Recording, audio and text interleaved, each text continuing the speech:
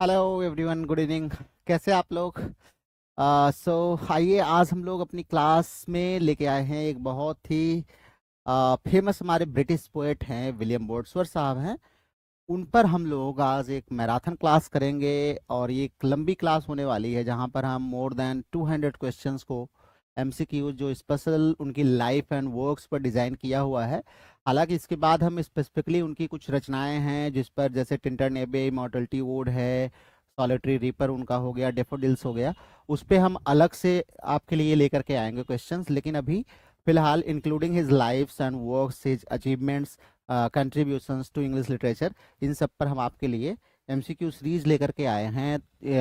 इसी क्रम में लगभग 200 प्लस क्वेश्चन। तो आइए सभी लोग क्लास में जुड़ जाइए, हम लोग क्लास की शुरुआत करते हैं। और हमें लगता है कि सभी स्टूडेंट्स जो है, लगभग अब टाइम हो रहा है तो 1-2 मिनट पहले ही हमने क्लास शुरू कर दी ताकि हम लोग इसको अच्छे से कवर कर सकें। तो आप सब लोग आ जाइए, क्लास की शुरुआत करते हैं आज।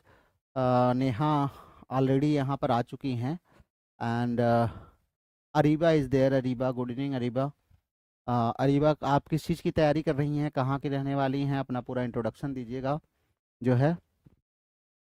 और कल की वीडियो में मैंने आप लोगों से कहा था कि जितने भी हमारे स्टूडेंट्स हैं वहाँ पर मैंने एक नंबर शेयर किया हुआ है अपना, उस पर मुझे अपना पर्सनल डिटेल लिखकर भेजेंगे ताकि मैं उनको कम्युनिटी में ऐड कर लूँ, वहाँ पे हम चीज़ों को शेयर करते रहें ना।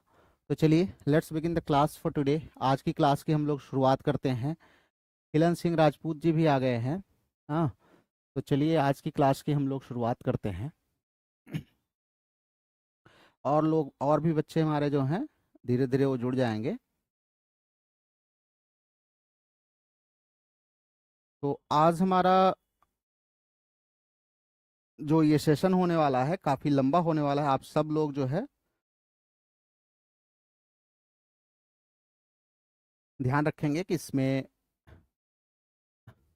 लगातार बने रहेंगे क्योंकि ये सेशन काफ़ी ही इम्पोर्टेंट क्वेश्चंस आपके लिए लेकर के आया है। तो चलिए, पहला क्वेश्चन हमारा जो है, द फर्स्ट क्वेश्चन हमारे स्क्रीन पर जो पहला क्वेश्चन है, that is when was William Wordsworth born. तो विलियम वर्ड्सवर्थ का जन्म कब हुआ था? आप सबको पता है विलियम वर्ड्सवर्थ का जन्म। ये बहुत ही सिंपल क्वेश्चन है, लेकिन कभी कभी क्या होता है, हम छोटे से क्वेश्चन को गलत कर बैठते हैं ना।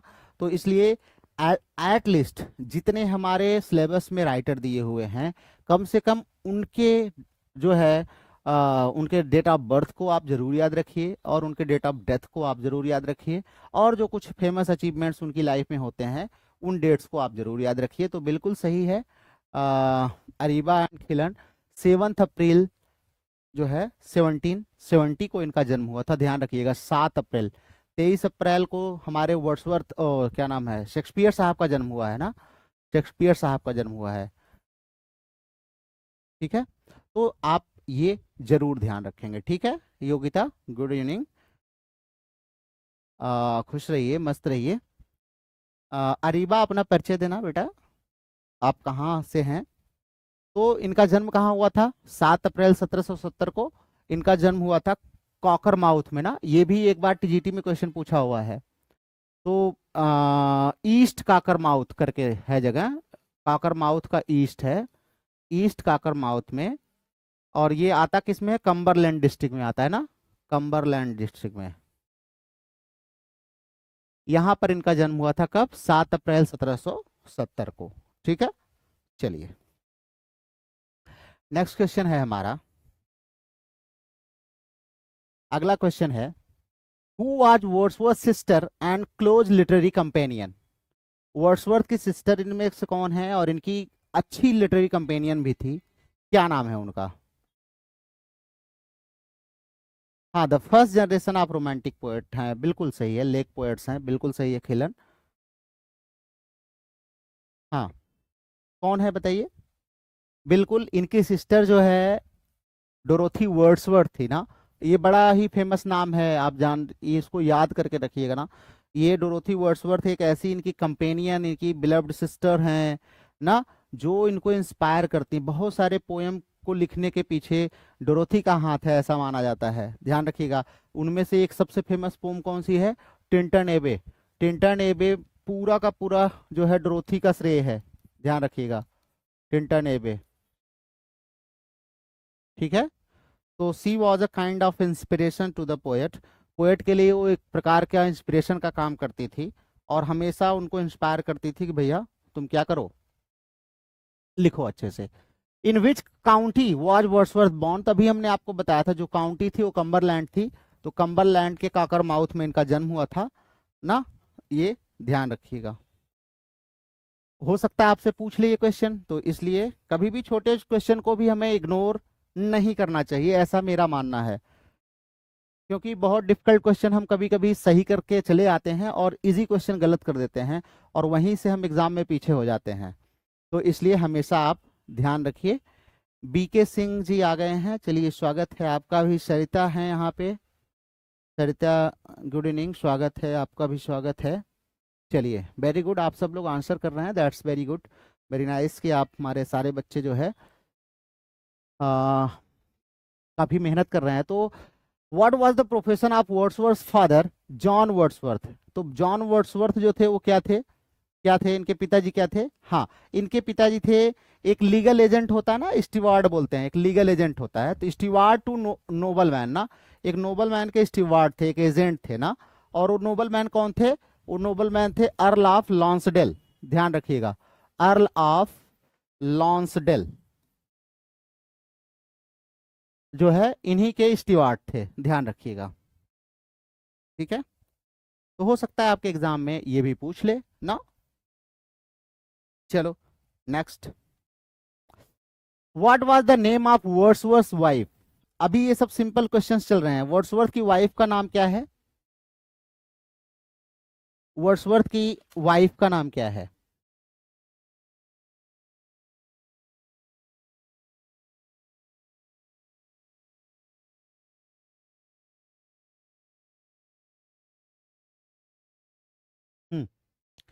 चलिए वेरी गुड, इनकी वाइफ का नाम है मेरी हचिंसन, क्या नाम है, मेरी हचिंसन। इनकी शादी कब हुई थी पता है आपको, इनकी शादी हुई थी 1802 में, 1802 में। तो भैया इनकी शादी का ईयर याद रखना, अपने अब भूल जाओगे चलेगा, इनका याद रखना ना, 1802 में। Then next question, which one of these poems was written for his daughter Dora, इनकी एक डॉटर थी डोरा ना, उसकी डोरा की डेथ हो गई थी कब जानते हैं, 1847 में, इनके मरने से 3 साल पहले डोरा की डेथ हो गई थी। तो कह रहे हैं ये इनकी जो बेटी डॉटर इनकी डोरा है उसके लिए इन्होंने कौन सी पोम लिखी है इसमें से, विच pome,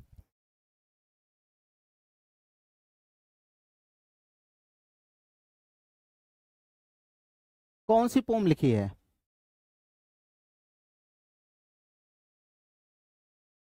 okay Areeba is saying I am from Agra, किस क्लास से हो बेटा अरीबा, क्या तैयारी कर रही हो, आगरा में कहाँ से हो, आई एम टू इन आगरा, हाँ वेरी गुड, बहुत ही अच्छा आप लोग आंसर दे रहे हैं। सूरज आ गए हैं, खुश रहिए सूरज। इन्होंने अपनी बेटी डोरा के लिए लिखा था द स्पैरोज नेस्ट, अपनी बेटी के लिए लिखा था ना, ध्यान रखिएगा। ये हालांकि ज्यादातर फोकस तो इनका जो है डोरोथी वर्ड्सवर्थ पर ही, अपनी बहन पर रहता है, लेकिन ये डेडिकेट किया है इन्होंने अपनी बेटी डोरा को, ठीक है, द स्पैरोज नेस्ट। चलिए now this one is the simple question, which political revolution deeply influenced Wordsworth in his youth, Wordsworth अपने युवावस्था में किस पॉलिटिकल रेवोल्यूशन से प्रभावित थे, ये लगभग हर एक बच्चा जानता है, लेकिन हर एक बच्चा जो पढ़ा होगा, जो नहीं पढ़ा है बहुत ज्यादा उसको नहीं पता होगा, या जो बिगनर्स हमारे बच्चे होते हैं उनको नहीं पता होता। तो फ्रेंच रेवोल्यूशन ना 1789 से लेकर के 1799 तक फ्रेंच रेवोल्यूशन हमारा चला था लगभग, तो ये 10-11 साल का जो समय था ना, इनके लाइफ पे, अर्ली लाइफ पर बड़ा इम्पैक्ट देखने को मिलता है, किसका, फ्रेंच रिवॉल्यूशन का, जहां पर इनका जो स्लोगन था फ्रेंच रिवॉल्यूशन का क्या था, लिबर्टी इक्वालिटी एंड, एक और क्या था, लिबर्टी इक्वालिटी और एक क्या था, फ्रेटर्निटी, फ्रेटर्निटी ना, फ्रेटर्निटी, ये स्लोगन था ना, इसमें बड़ा विश्वास था हमारे वर्ड्सवर्थ साहब का, और इसीलिए फ्रेंच रिवॉल्यूशन ज्वाइन कर लिया, जिरांडिस्ट पार्टी की तरफ से अपने व्यूज वगैरह रखने लगे। ये तो धन्य हो, इनके परिवार वालों ने पैसा नहीं दिया और बोला कि बेटा चले आओ लंदन वापस, नहीं तो अब तक तो ये गुलोटिन मशीन में चढ़ गए होते और हम लोगों को ये सब पढ़ना ना पड़ता ना। आरा मशीन होती है ना गुलोटिन, जिसमें ऐसे जो है मशीन बनी होती है, यहाँ पर ऐसे बॉडी को डाल दिया जाता है, ऐसे ब्लेड लगी रहती है, सब काटते पीटते आपको बराबर कर देंगी ना। चलो, which country did Wordsworth visit in 1790 on a walking tour? बताइए, 1790 में ये एक वॉकिंग टूर पर गए थे, तो किस कंट्री में गए थे ये बताइए। वॉकिंग टूर पर गए थे तो किस कंट्री में गए थे? Preparing, Areeba is preparing for NET JRF. Okay, masters कब हुआ अरीबा आपका?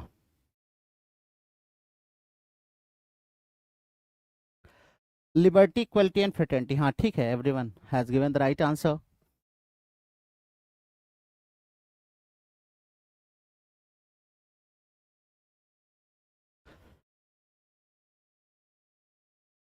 हाँ बिल्कुल, आप सब लोगों ने फ्रांस आंसर दिया है। रिंकू जी भी आ गए। रिंकू जी, आप कहाँ के रहने वाले हैं? अपना इंट्रोडक्शन दीजिएगा। जो भी हमारे नए बच्चे आते हैं मैं उनको हमेशा कहता हूँ कि इंट्रोडक्शन दीजिएगा, और कल भी मैंने आप लोगों को नंबर शेयर किया था। Even today I am sharing my number two all of you. आप सब लोग इस नंबर पे पर्सनली मुझे व्हाट्सअप कर देंगे अपने नाम के साथ, कहाँ के रहने वाले हैं, प्लस आप किस चीज़ की तैयारी कर रहे हैं, और मैं आपको ग्रुप में ऐड कर लूँगा। हमारी जो कम्युनिटी है उसमें आपको ऐड कर लूँगा। तो वर्ड्सवर्थ, ध्यान देना, यहीं पर हम लोग गलती कर देते हैं। वॉकिंग टूर की जब भी हम बात करते हैं तो ये फ्रांस नहीं गए थे, स्विट्जरलैंड गए थे। स्विट्जरलैंड गए थे। वर्ड्सवर्थ जो है फ्रांस के थ्रू, जो है फ्रांस के थ्रू स्विस एल्प्स में गए थे। कब? 1790 में। स्विस एल्प्स में 1790 में गए थे, ये ध्यान रखिएगा। फ्रांस के थ्रू गए थे, लेकिन वॉकिंग टूर क्या था? वॉकिंग टूर स्विट्जरलैंड का था, ये ध्यान रखिएगा, ठीक है। थ्रू फ्रांस गए थे लेकिन स्विट्जरलैंड था वो। तो यहाँ पे आप थोड़ा सा कंफ्यूज हो जाते हैं, क्वेश्चन को घुमा फिरा के देता है। What was the name of Wordsworth illegitimate daughter born in France? इनकी एक प्रेमिका थी ना वहां पे, क्या नाम था उसका? एनटी वेलन ना, एनटी वेलन ही नाम था शायद। तो एनटी वेलन जो थी महोदया, इनके और वर्ड्सवर्थ के सहयोग से एक बेटी हुई थी, इलिस्टिमेट डॉटर ना। इलिस्टिमेट इसलिए क्योंकि ये लोग मैरिड नहीं थे ना, तो इलिस्टिमेट डॉटर ही उसको बोलेंगे ना। तो ये इलिस्टिमेट डॉटर जो थी उसका नाम क्या था? अच्छा देखिए, हमारे यहाँ लेस्टिमेट डॉटर और लेस्टिमेट सन, उनका बड़ा कम पूछ होती है, इलिस्टिमेट की ज्यादा पूछ होती है। जैसे इनका नाम याद रखो कि कैरोलिन है, आपको याद रखना है। उसका टेस की जो बिटिया थी, क्या नाम था उसका? सैड वर्ड थी, क्या था? सारो। हाँ, वो सब हमें याद करना पड़ता है ना, इलिस्टिमेट डॉटर ज्यादा याद करना पड़ता है। और माइकल हेंचर्ड की जो डॉटर थी, क्या नाम था उसका? चलो, तो कैरोलिन है ना, कैरोलिन जो है एनटी वेलन से इनको एक लड़की हुई थी जब ये फ्रांस में रह रहे थे ना। तो during his stay in France, Wordsworth came in conjugal relationship with a girl Annette Vallon and she bore a child named Caroline ना। कैरोलिन नाम की एक बच्ची को जन्म देती है। चलिए, now the next, What is the title of Wordsworth semi autobiographical poem? Wordsworth का सेमी ऑटोबायोग्राफिकल जो पोम है उसका टाइटल क्या है बताइए। हाँ, एलिजाबेथ जेन, हाँ बिल्कुल सही है। नीलम एंड रोहित, हाँ सारो, बिल्कुल सारो। अरीबा भी कह रहे हैं सारो। चलिए, बहुत अच्छी बात है, सबको बहुत अच्छे से पता है ना। हाँ चलिए, तो इनकी सेमी ऑटोबायोग्राफिकल क्या है? Yes absolutely Sarita, that is prelude ना। द प्रिल्यूड इनकी जो है ये सेमी ऑटोबायोग्राफिकल है, ध्यान रखिएगा। और ये it was written in blank verse, ध्यान रखिएगा, ब्लैंक वर्स में लिखी गई है। It completed in 1805 but could not be publish till 1850 ना। किसने पब्लिश किया था? किसने पब्लिश किया था? इनकी वाइफ मैरी हचिंसन ने इनकी डेथ के बाद जो है पब्लिश हुआ था। तो पॉस्थुमसली पब्लिश हुआ है, ये ध्यान रखिएगा 1850 में। तो ये हम सेमी ऑटोबायोग्राफिकल या इसी बुक को हम स्पिरिचुअल ऑटोबायोग्राफी ऑफ क्या बोलते हैं? Wordsworth. Spiritual autobiography of Wordsworth. Wordsworth की स्पिरिचुअल ऑटोबायोग्राफी भी हम इसको बोलते हैं। तो ये कुछ है, इसके बारे में आप याद रखें। 14 इसमें बुक है, आप सब जानते ही होंगे, 14 बुक्स हैं इसमें ना। तो ये सब आप लोग क्वेश्चंस याद कर लीजिएगा। चलिए, who was Wordsworth close friend and collaborator on lyrical ballads? तो वर्ड्सवर्थ का क्लोज फ्रेंड कौन था एंड कोलैबोरेटर कौन था लिरिकल बैलेट्स में? एक चीज यहां ध्यान दीजिएगा, कोलैबोरेटर जब भी हम लगाते हैं, कोलैबोरेशन के साथ विथ लगाते हैं, कोलैबोरेटर आता है तो ऑन आता है, ध्यान रखिएगा। कोलैबोरेटर ऑन सम वर्क ना, तो लिरिकल बैलेट्स। तो ये प्रीपोजिशन है, थोड़ा सा फिक्स प्रीपोजिशन। चलिए, तो who was Wordsworth's close friend and collaborator? Yes, absolutely, none other than Samuel Taylor Coleridge, S.T. Coleridge। आपको पता है ये 1798 में दोनों ने मिलके लिरिकल बैलेट्स पब्लिश की थी।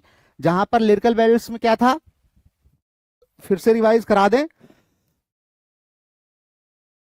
लिरिकल बैलेट्स में इधर हमारे डब्ल्यू थे, इधर हमारे एसटी साहब थे, एसटीसी। तो डब्ल्यू ने 19 पोम लिखी थी, एसटी साहब ने 4 लिखी थी, टोटल 23 पोम थी। पहली पोम हमारे एसटीसी साहब की थी जिसका नाम था Rime of Ancient Mariner, Rime of Ancient Mariner. और सबसे अच्छी पोम इसमें जो है वो हमारे वर्ड्सवर्थ की, वो है टिंटन एबे, टिंटन एबे, ये ध्यान रखिएगा, ठीक है। चलें आगे, चलो नेक्स्ट क्वेश्चन पे चलते हैं हम लोग। अगला क्वेश्चन है हमारा, which poem by Wordsworth was written in memory of his brother John who died in a shipwreck? इनके एक भाई थे ना जॉन वर्ड्सवर्थ, उनकी डेथ हो गई थी एक जहाज डूबने से, शिपरेक से। तो आप बताइए कि उसके लिए इन्होंने कौन सी पोम लिखी थी? अच्छा, अरीबा पीजी कंप्लीट है, ठीक है, बहुत अच्छी बात है। अरीबा पीजी कहाँ से किया आपने? अरीबा आगरा से किया है या किस कॉलेज से किया है?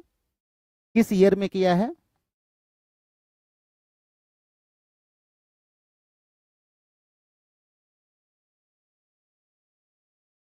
और अभी हमारी एक क्लास चलती है 10 o'clock पे रात में, जिसमें हम लोग विलियम जे लॉन्ग की बुक को पढ़ रहे हैं। तो आप उस क्लास को जरूर ज्वाइन करिए, क्योंकि बेसिक्स के लिए बहुत ही इंपॉर्टेंट बुक है।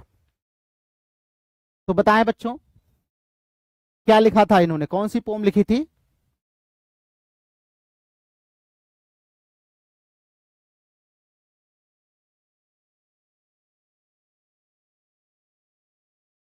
हाँ, अरीबा कह रहे हैं पीटर बेल। हाँ, पीटर बेल जो है वो एक वॉरियर की डेथ पे लिखा गया था ना। हाँ, ये है एल्जियक स्टैंजाज ना, एल्जियक स्टैंजाज। 1805 में इनके भाई की डेथ हुई थी। हालांकि पीटर वेल में भी हमें वो जो है कह सकते हैं उसके ट्रेसेस मिलते हैं, लेकिन पीटर बेल जो है एक वॉरियर थे, मुझे नाम मिस कर रहा है इस समय, उनकी डेथ पर लिखा था।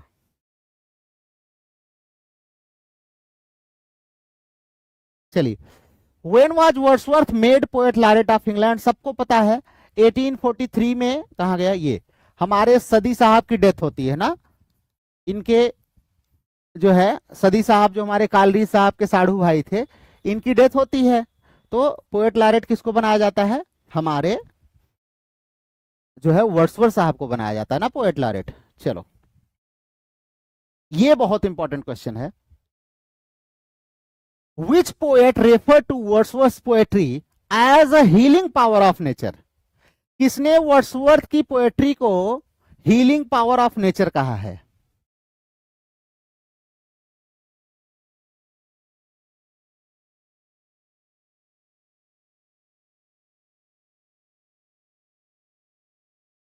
किसने कहा है? क्विक।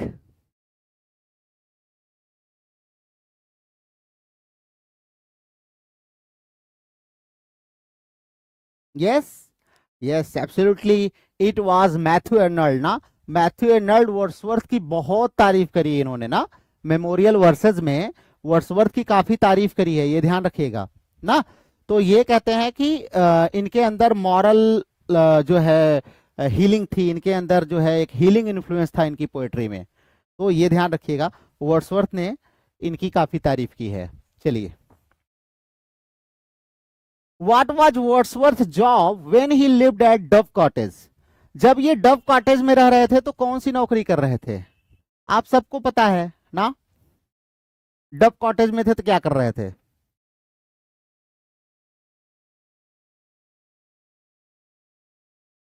बहुत ही इंपॉर्टेंट क्वेश्चन है ये। When he was at Dove Cottage, तो what was his job? Clerk of stamps, ठीक है। सभी लोग आंसर क्विक।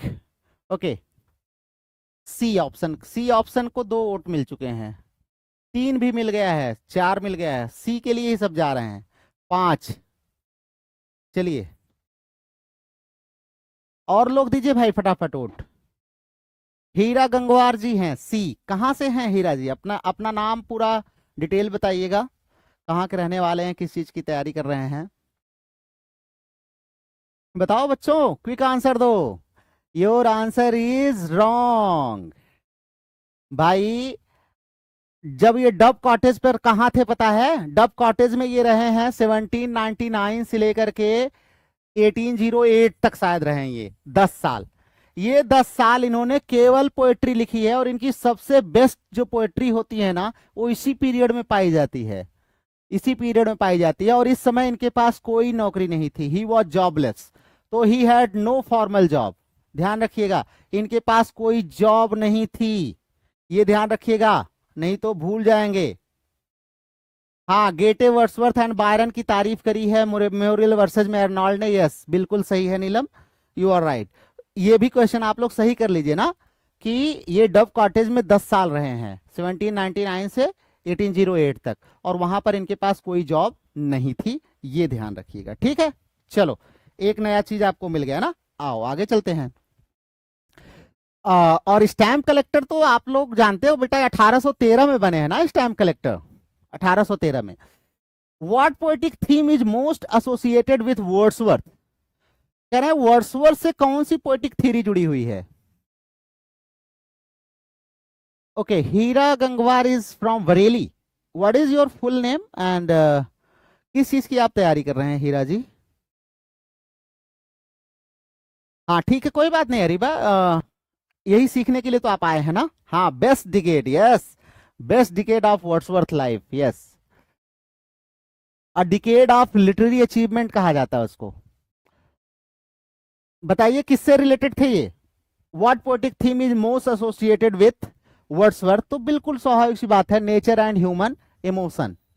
सिंपल से आदमी थे भाई, इनकी पोम जो है ना, वो नेचर्स के जो स्पिरिचुअल एंड इमोशनल इन्फ्लुएंस है उसी को तो दिखाता है ना। बिल्कुल सही है, बिल्कुल सही है। हम्म, ओके, टीजीटी पीजीटी के लिए कर रहे हैं, ठीक है, बहुत अच्छी बात है, ठीक है। Next question, what did Coleridge and Southey call themselves in their shared ideology? इन दोनों ने, मैं आपको विलियम जे लॉन्ग पढ़ा रहा था, अंडरलाइन करा करा के आपको सबको मैंने कहा था रट लेना इसको। इन दोनों ने एक शेयर्ड आइडियोलॉजी करके एक अपना, कह सकते हैं यूटोपियन टाइप की एक सोसाइटी अपनी बनाई थी। तो ये लोग अपने आप को क्या कहते थे, ये बताइए? एक यूटोपियन सोसाइटी फॉर्म की थी ना। Yes, absolutely Shweta, right, that's Sarita, pantisocrats ना। क्या थे ये लोग? पैंटिसोक्रेट्स कहते थे अपने को। पैंटिसोक्रेसी नाम की एक इन्होंने यूटोपियन सोसाइटी जो है उसकी एक इमेज बनाई थी। हमने आपको बताया था ना, उनमें इनका 3 पर्पज था। पहले तो सब लोग जो है क्या करेंगे, सब लोग वहां पर अपना चलेंगे, अपना खेती बाड़ी वगैरह करेंगे, और अपनी पोएट्री वगैरह जो भी होगा लिखेंगे, और सब लोग की अपनी एक फैमिली होगी ना, अपनी एक फैमिली होगी। तो 2 चीज तो ये लोग नहीं करते हैं, तीसरी वाली चीज पहले कर लेते हैं, ये वहां पर लिखा हुआ है विलियम जे लॉन्ग में। तीसरा क्या था? शादी करना। तो शादी तो पहले कर लिए, बाकी 2 काम नहीं कर पाए ना। तो आप लोग ऐसा मत करिएगा जिनकी नहीं हुई है। अब जिनकी हो गई है तो उनके लिए बस यही है कि क्या कह सकते हैं, अब एक बार तो गलती हो ही गई है, अब उसको सुधारने के अलावा कोई विकल्प नहीं है ना।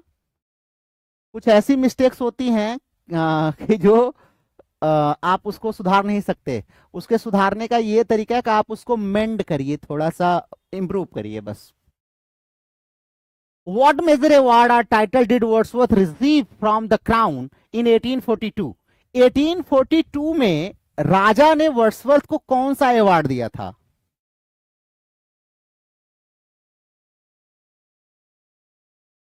एटीन फोर्टी टू में कौन सा अवार्ड दिया था?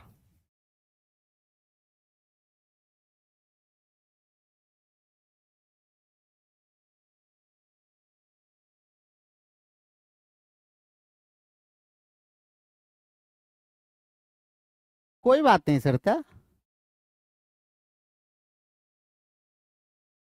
देखिए मैरिज क्या है, मैरिज में एक ऑक्सीमोरॉन टाइप का फीलिंग देता है ना, sweet pain, sweet pain, bitter sweet. तो जितने ऑक्सीमोरॉन वाले वर्ड्स हैं ना वो मैरिज पर लग सकते हैं। तो हमारे यहाँ गांव में कहते हुए ना, कि गांव में क्या है, ये वेल नोन एक कह सकते हैं इडियम है ना, कि इसका लड्डू जो होता है, जो खाए वो भी पछता है, ना खाए तो वो भी पछता है। इसीलिए इसी को कहते हैं क्या, स्वीट पेन या बिटर स्वीट। चाहिए सबको।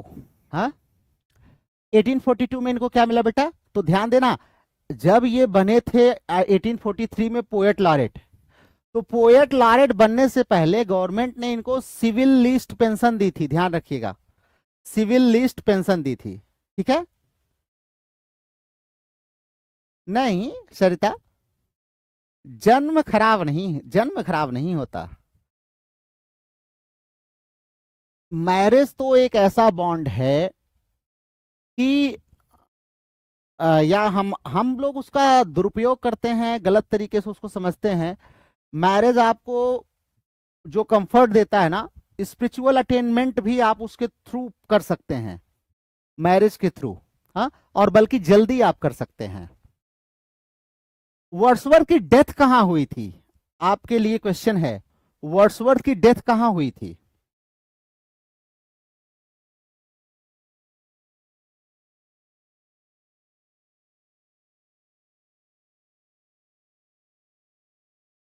तो बिल्कुल अंतिम लगभग ये 50 साल ना, अंतिम 50 साल लगभग ये रिडल माउंट में रहे थे, और वहीं रिडल माउंट में इनकी डेथ हुई थी। कब?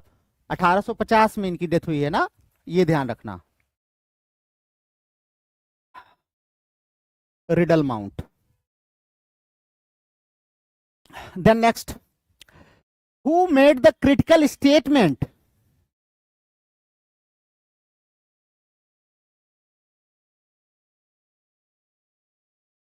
रोहित सिंह ने जिंदगी खराब हो जाता है मैरिज के बाद? अच्छा, अच्छा बेटा, जिंदगी खराब हो जाता है, ठीक है। हाँ ठीक है, बिल्कुल। Marriage has many pains but celibacy has no pleasure, no gain नहीं, नो प्लेजर, ये जीबी शाह का स्टेटमेंट है ना शायद। रोहित ऐसा नहीं है, शादी करने के बाद जीवन खराब हो जाता है, ये नहीं। खराब करना हो तो बहुत सारे ऐसे निकम्मे घूम रहे हैं, दारू पी के लेटे हुए हैं, उनकी जिंदगी कुत्तों से, मतलब कौन से कुत्ते, जो पागल नाले वाले में गिरे रहते हैं उनसे भी बेकार है ना। आजकल कुत्ते भी अलग अलग टाइप के हैं, कारों में एसी में घूमने वाले, तो वो नहीं, वो वाले हैं। तो उन्होंने क्या किया, उन्होंने कौन सी शादी की है, नहीं की है ना। जिंदगी तो शेक्सपियर कहते हैं कि हम खुद अपनी जिंदगी बनाते हैं, बिगाड़ते हैं। जूलियस सीजर में पढ़ाया तो था ना कि man himself is maker and marrer of his destiny ना, अपनी डेस्टिनी को बनाने वाला, बिगाड़ने वाला इंसान खुद है, शादी नहीं बना बिगाड़ सकती भैया। ये भ्रम में आप लोग मत रहिए, ये भ्रम में कितने एग्जाम्पल्स आपके आसपास मिल जाएंगे।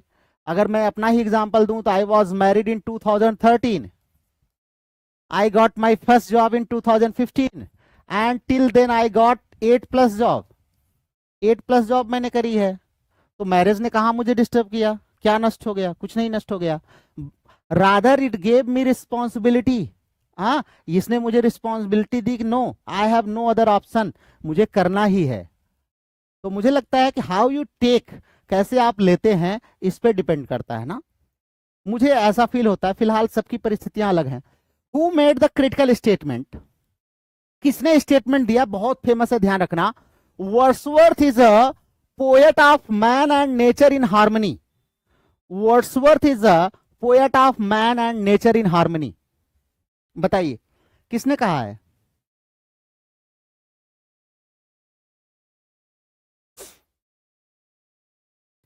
किसने कहा है?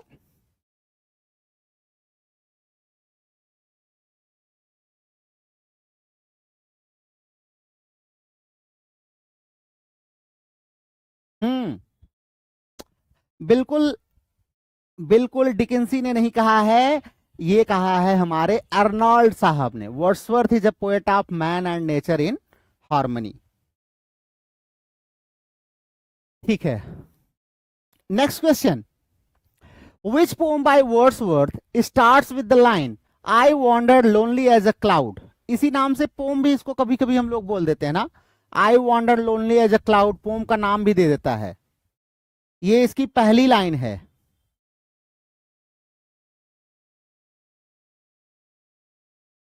I wandered lonely as a cloud. Yes, daffodils इसी को बोलते हैं हम लोग ना, daffodils. 10,000 sigh at a glance ना, कौन सा फिगर ऑफ स्पीच है? हाइपरबोल ना, हाइपरबोल है। तो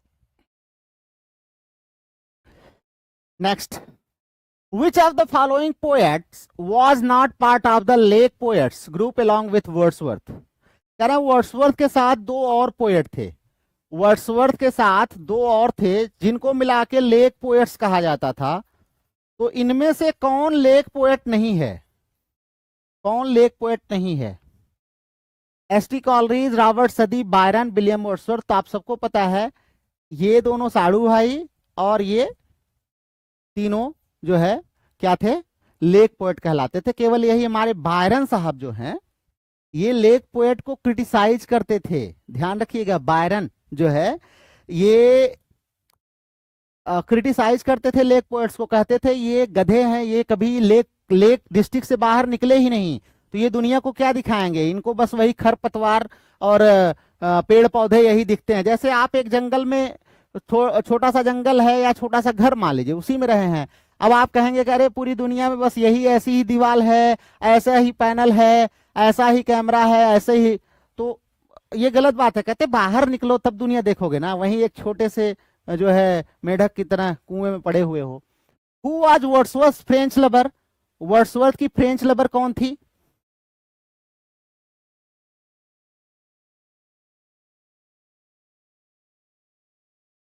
हाँ सरिता, ऐसे ही तैयारी होगी बेटा, जैसे कर रहे हो ऐसे करते रहो, सिंसियरिटी के साथ, डेडिकेशन के साथ, पेशेंस के साथ लगे रहो। हाँ, many a little makes a mickle, है ना, बूंद बूंद से घड़ा भरता है। तो ऐसे धीरे धीरे एक दिन आपके पास भी अथाह सागर हो जाएगा। तो एनेटी वेलन इनकी फ्रेंच प्रेमिका थी ना। जब ये फ्रांस गए थे, सोचो ये लोग भी सोचो, हम लोग जो है मतलब 25-26 साल में शादी कर लिए तब भी लगता है करे क्या इतना बड़ा गलत काम कर लिया। ये प्रेमिका बना लिए अपनी, 20 साल के थे ये, 1770 में पैदा हुए, 90 में गए थे ये, 90 में जब फ्रांस में ये थे तो वहीं पर इनकी प्रेमिका बन गई 20 साल में। बताओ, इनके घर वाले पैसा दे रहे थे, इतना ही क्या कम था? हम लोग घर वाले तो मार पीट के बराबर कर देते कि ससुरा गया है वहां जो है नाश कर रहा है घर का ना। तो इनकी फ्रेंच लवर बेचारी क्या करे, वो भी कितना बर्दाश्त कर ली ना। Wordsworth visit to which country in 1791-92 influenced his political views? तो आप सबको पता है कि 91-92 में इनकी जो फ्रांस यात्रा हुई थी, जहां पर इन्होंने फ्रेंच रिवॉल्यूशन को ज्वाइन किया और जेरोंडिस्ट पार्टी को, जेरोंडिस्ट के आइडियाज को इन्होंने वहां पर ज्वाइन किया था, और उसी आइडियाज की वजह से इनकी जान पे बनाई थी। ये तो अच्छा है, शुक्र हुआ इनके घर वालों ने कहा बेटा आ जाओ, अभी तो घर के दरवाजे खुले ही हैं, कोई दिक्कत नहीं है ना।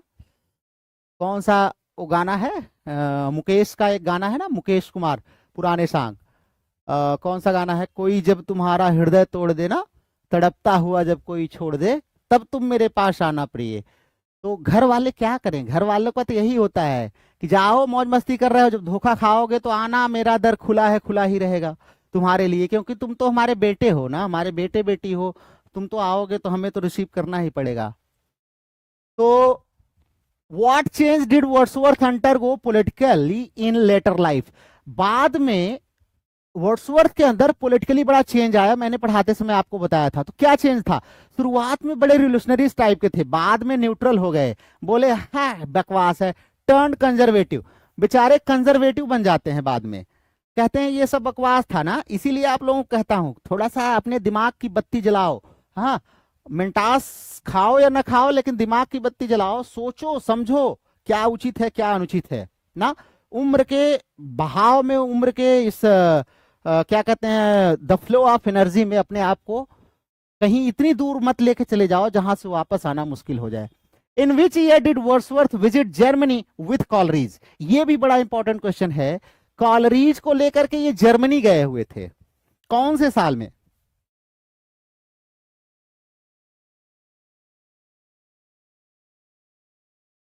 कॉलरीज के साथ ये जर्मनी गए हुए थे, कौन से साल में?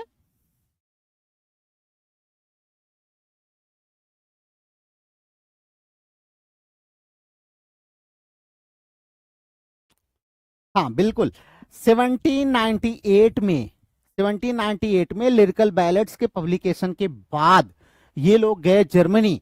जर्मनी में लगभग 1 साल तक ये लोग रहे, वहीं पर इन्होंने शुरू किया क्या लिखना, इन्होंने शुरू किया लिखना प्रिल्यूड, अपनी प्रिल्यूड माना जाता है, वहीं पर इन्होंने लिखना शुरू कर दिया था जब ये जर्मनी की अपनी यात्रा पर गए थे, किसके साथ, कॉलरीज के साथ, ठीक है, तो ये ध्यान रखिएगा।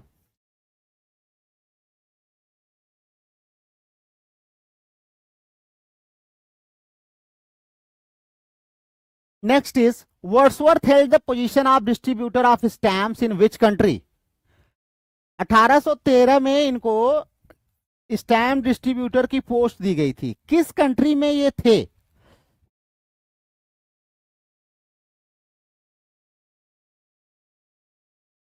नहीं, कंफ्यूजन की इसमें बात नहीं है, 98 ही है, 98 ही है। 97 में इनकी मुलाकात हुई थी और 97 में इन लोगों का प्लान बना था पब्लिश करने का लिरिकल बैलेट्स। तो 1813 में हाँ वेस्टमोरलैंड, वेस्टमोरलैंड के ये स्टैम्प डिस्ट्रीब्यूटर बना दिए गए थे, ये आप ध्यान रखेंगे, ठीक है। चले आगे, चलो। What poetic movement did Wordsworth help found,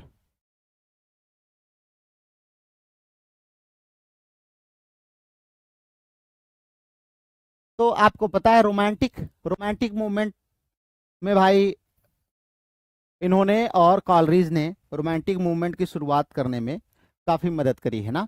ये बहुत ही इंपॉर्टेंट लाइन है, who called Wordsworth a man speaking to man, Wordsworth को किसने कहा है a man speaking to man, a man speaking to man, किसने कहा है?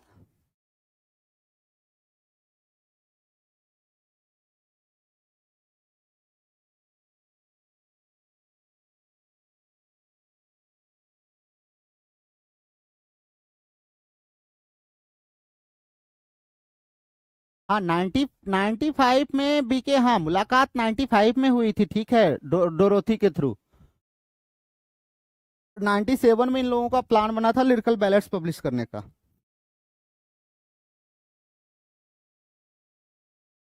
हु कॉल्ड वर्ड्सवर्थ, हाँ बिल्कुल सही है, वर्ड्सवर्थ ने खुद ही कहा है, वर्ड्सवर्थ ने खुद ही कहा है अपने प्रीफेस टू लिरिकल बैलेट्स में कि पोएट क्या होता है, मैन स्पीकिंग टू मैन।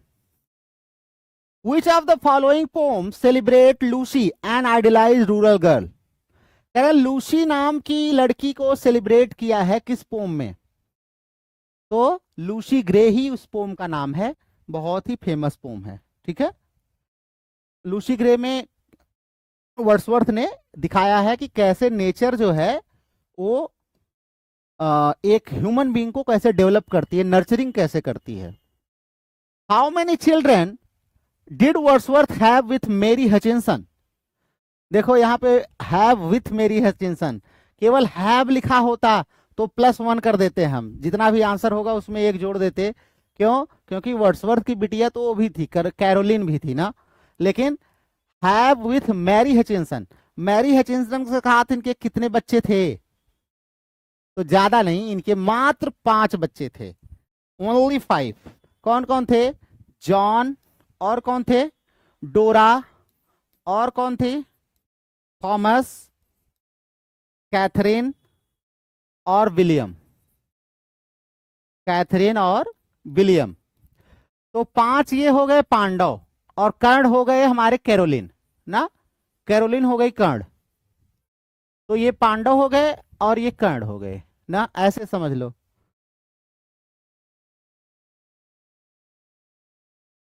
ठीक है, चले। What is the sub title of Wordsworth the prelude. Prelude का सब टाइटल क्या है?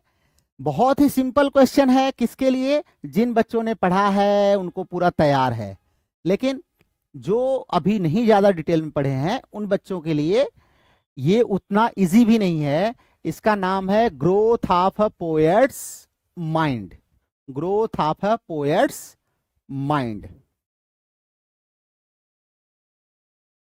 और प्रिल्यूड जब इन्होंने शुरू किया था ना, तो ये इतना ज्यादा कॉलरीज के इन्फ्लुएंस में थे। शुरुआत में इन्होंने इसको टू कॉलरीज नाम का टाइटल दिया था, बाद में इन्होंने इसको चेंज करके फिर प्रिल्यूड किया है।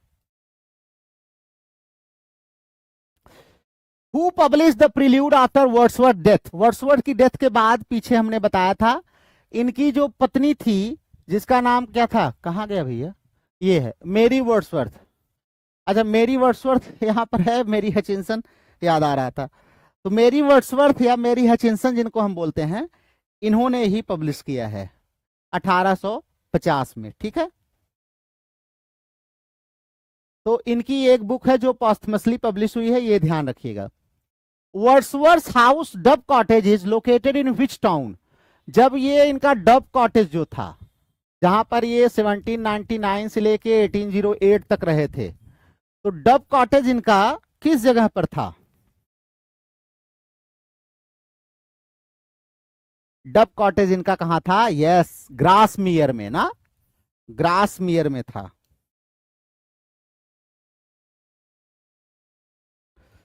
बहुत इंपॉर्टेंट क्वेश्चन है। What work did Wordsworth plan as a 3-part philosophical poem. इन्होंने एक पोम प्लान की थी, बहुत ही बड़ी फिलोसफिकल पोम, जो 3 पार्ट में इन्होंने लिखने की सोचा था। उसका नाम क्या था?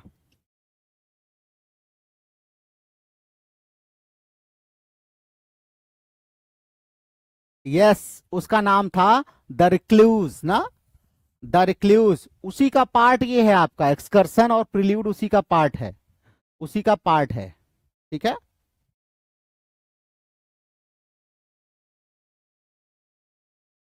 Then next, who called Wordsworth the best poet of the age in 1820s। 1820 में, 20s में किसने वर्ड्सवर्थ को the best poet of the age कहा था? ये हमारे एज के बेस्ट पोएट हैं, किसने कहा था?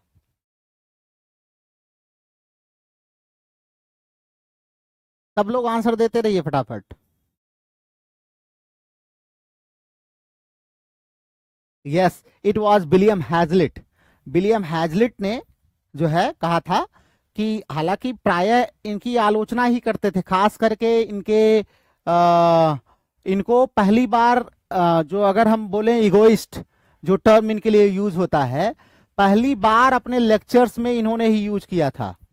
हाँ, इगोइस्ट जैसा वर्ड जो है इनके लिए बाद में बहुत सारे लोगों ने यूज किया है, थॉमस डिकिंसी ने भी यूज किया है, कीट्स ने भी यूज किया है, लेकिन कॉलरी हैजलिट ने पहली बार यूज किया इनके लिए। Wordsworth style is best described as. Wordsworth की स्टाइल को आप कैसे डिस्क्राइब कर सकते हैं?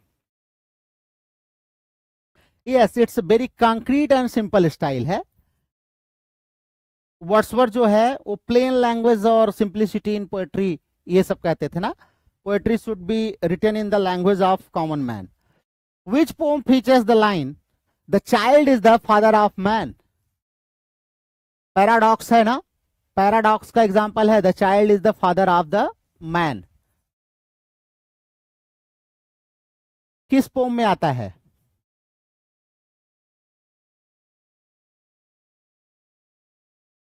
यस, क्विक क्विक क्विक, फटाफट आंसर दिया करिए. किस पोम में आता है? Yes, absolutely. Ariba, Rohit, Yogita, Sharita, Neelam.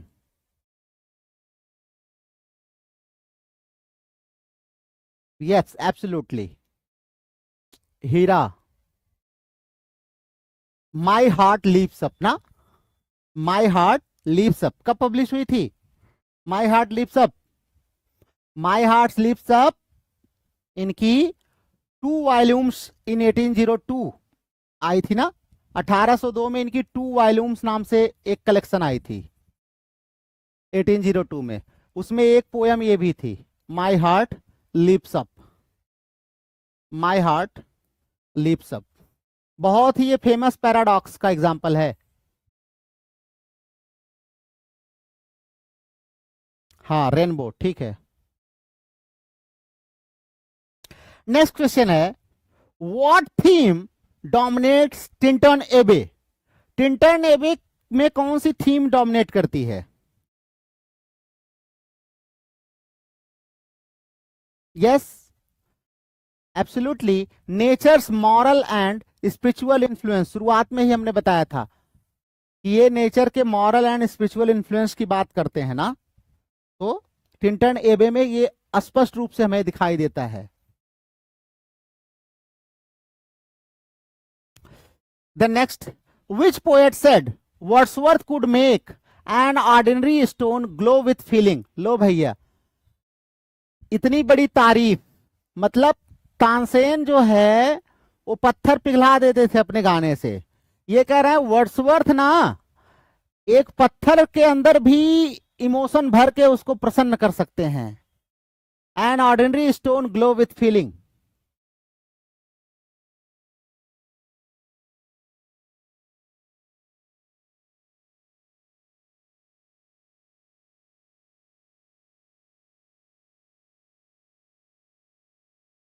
N ordinary stone glow with feeling. Yes, Coleridge थे इनके सबसे बड़े पहले जो इनके क्या कर सकते, इनकी तारीफ करने वाले जो है इनका अप्रिसिएशन पहला करते हैं कॉलरीज. और पहला क्रिटिसिज्म भी अगर किया है तो कॉलरीज ने ही किया है. कहते हैं क्वालिटी तो है बंदे के अंदर, लेकिन इन दोनों का झगड़ा भी हो जाता है ना, इन दोनों का झगड़ा हो जाता है.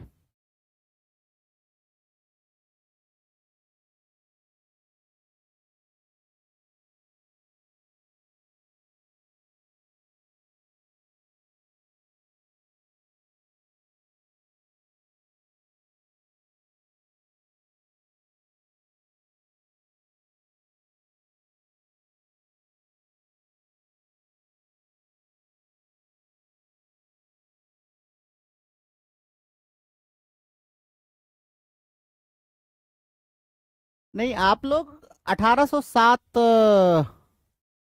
पोयम इन 2 वॉल्यूम्स 1807 में आई थी नहीं, 1802 में ये डब कॉटेज में जब थे ना तो वहीं पर लिखा था इन्होंने माई हार्ट लिव्स अप. बाद में एडिट करके पब्लिश किया होगा 1807 में, लेकिन वहीं लिखा था 1802 में. What was Wordsworth attitude toward the French revolution in his later year. तो भाई बाद में इन्होंने उसकी आलोचना की है ना, कंडेम किया है, ध्यान रखना, बाद में कंडेम किया है इन्होंने, ये ध्यान रखिएगा, ठीक है.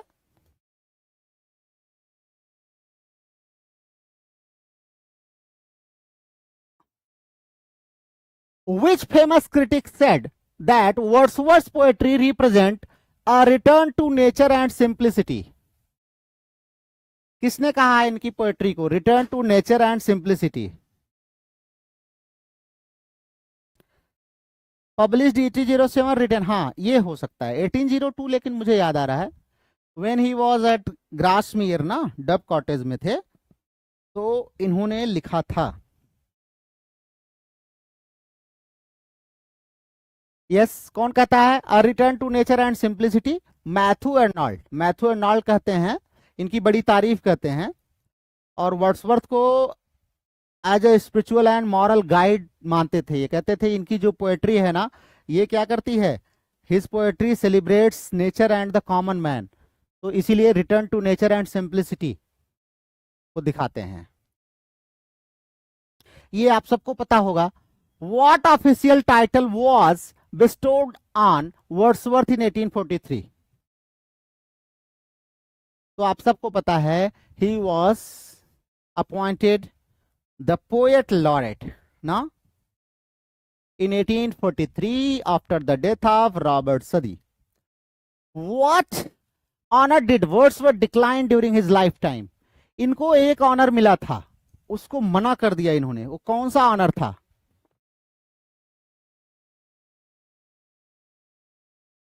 यस, इनको जो है ना नाइटहुड जो है दे रहे थे, इन्होंने मना कर दिया, बोले यार नाइटहुड नहीं चाहिए, मैं सिंपल लाइफ जो है यहीं पर रिडल माउंट में जीना चाहता हूं, मुझे फालतू का नाइटहुड और ये सब दे के उलझाइए मत। Wordsworth poetry is known for using which verse form predominantly? Wordsworth की पोएट्री में ज्यादातर कौन सा फॉर्म यूज हुआ है? तो you all know blank verse. Blank verse सबसे ज्यादा यूज हुआ है इनकी, चाहे प्रिल्यूड हो या इनकी जितनी भी लगभग हैं सब में ब्लैंक वर्स यूज किया है। तो डोमिनेंस अगर हम देखें तो ब्लैंक वर्स का है। Who refer to Wordsworth poetry? किसने वर्ड्सवर्थ की पोएट्री को कहा है emotion recollected in tranquillity? Emotion recollected in tranquillity. अच्छा देखिए, इस प्रकार के क्वेश्चन बनाने का पर्पस ये है कि कभी कभी आप लोग, बहुत सारे हमारे स्टूडेंट्स रट लेते हैं लेकिन क्वेश्चन को समझते नहीं है, तो थोड़ा सा चेंज करके who refer to Wordsworth poetry as emotion recollected in tranquillity. अब हमें सब पता है कि वर्ड्सवर्थ की अपनी पोएट्री की डिफिनेशन है कि poetry is spontaneous overflow of powerful feeling ना, तो इमोशंस रिकलेक्टेड इन ट्रांक्विलिटी सबको पता है, लेकिन क्वेश्चन घुमा के दे देगा, और एग्जाम के टाइम में जो बुद्धि के देवता हैं वो इतना कंफ्यूजन क्रिएट करते हैं कि लगता है यार वर्ड्सवर्थ की डिफिनेशन तो है, लेकिन अगर ये ऐसा क्वेश्चन क्यों दिया है, कोई और कहा होगा, हाँ, तो हम लोग कंफ्यूज हो जाते हैं। इसलिए इस प्रकार के क्वेश्चन भी कर लिया करो। चलो, विच of these is not a characteristic of Wordsworth poetry? कह रहे हैं इनमें से वर्ड्सवर्थ की पोएट्री का कैरेक्टरिस्टिक कौन सा नहीं है? एम्फेसिस ऑन नेचर, ये तो है। यूज ऑफ कॉमन लैंग्वेज, ये भी है। इंटरेस्ट इन सुपरनेचुरल थीम्स, बिल्कुल यही नहीं है, बिल्कुल यही इनका फोकस बिल्कुल भी नहीं रहता इस पे, इनकी कैरेक्टरिस्टिक्स है ही नहीं ये।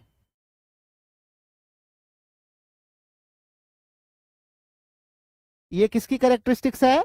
इनके सखा की, कॉलरी साहब की।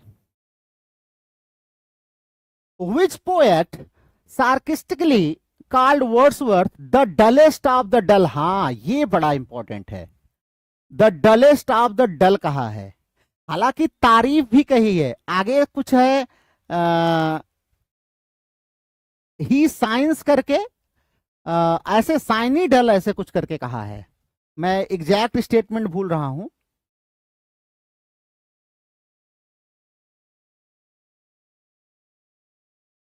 हाँ ठीक है, बिल्कुल सुपरनेचुरल हीरा नीलम सब बिल्कुल सही है। अरीबा, इसका आंसर बताइए बच्चों। तो ये बायरन ने कहा है ना, बायरन जो है वर्ड्सवर्थ की सिंप्लिसिटी को थोड़ा सा मॉक करते हैं और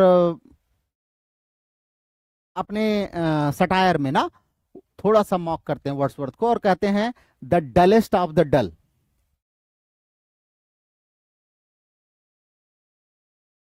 where did Wordsworth receive his education? Wordsworth ने पढ़ाई कहां से की है? अब लो भैया, बहुत सारे बच्चे ऐसे भी तैयारी करने आ जाते हैं जिनको खुद ही नहीं पता उन्होंने कहाँ से पढ़ाई की है, डिग्री ले लेते हैं, बाद में कहते हैं चलो हम मास्टर बन जाएंगे, टीजीटी की तैयारी करते हैं। अब आपको पता है वो कौन सी तैयारी करते हैं, लेकिन नाम तो रहता है। लेकिन इनका याद कर लेना ना, इनका जरूर याद कर लेना। यूनिवर्सिटी ऑफ कैम्ब्रिज ना, कैम्ब्रिज यूनिवर्सिटी से इन्होंने पढ़ाई की है, सेंट जॉन्स कॉलेज से, ठीक है, Saint John's college Cambridge.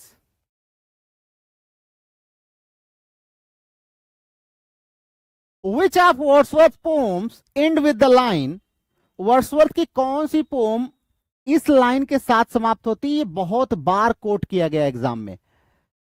And then my heart with pleasure fills and dances with the daffodils, यहां पे ये वाली एग्जाम में हटा देगा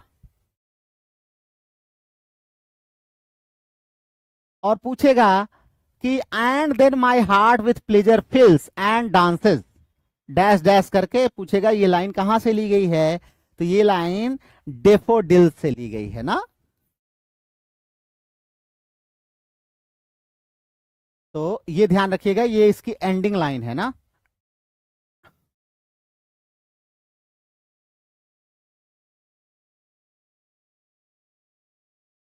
हाँ बिल्कुल बिल्कुल, अरीबा ठीक है। In which poem does Wordsworth describe a highland girl reaping alone in a field, किसमें दिखाया इन्होंने कि एक हाईलैंड गर्ल है और वो फील्ड में अकेले ही रीप कर रही है, और एक गाना भी उगा रही होती है ना, बड़ा ही मिस्टीरियस सॉन्ग। पोएट कहता है कि मैंने उसको सुना था लेकिन अब जो है वो गाना मैं भूल गया हूं। द सॉलिटरी रीपर, बिल्कुल ही सही है, बिल्कुल ही सही है। इसको हाईलैंड गर्ल के नाम से भी हम लोग जानते हैं। नेक्स्ट है, विच pome includes the idea that nature is a nurse, the guide, the guardian of my heart। कह रहे हैं किस पोम में ये कहते हैं कि नेचर नर्स है, गाइड है, गार्जियन है।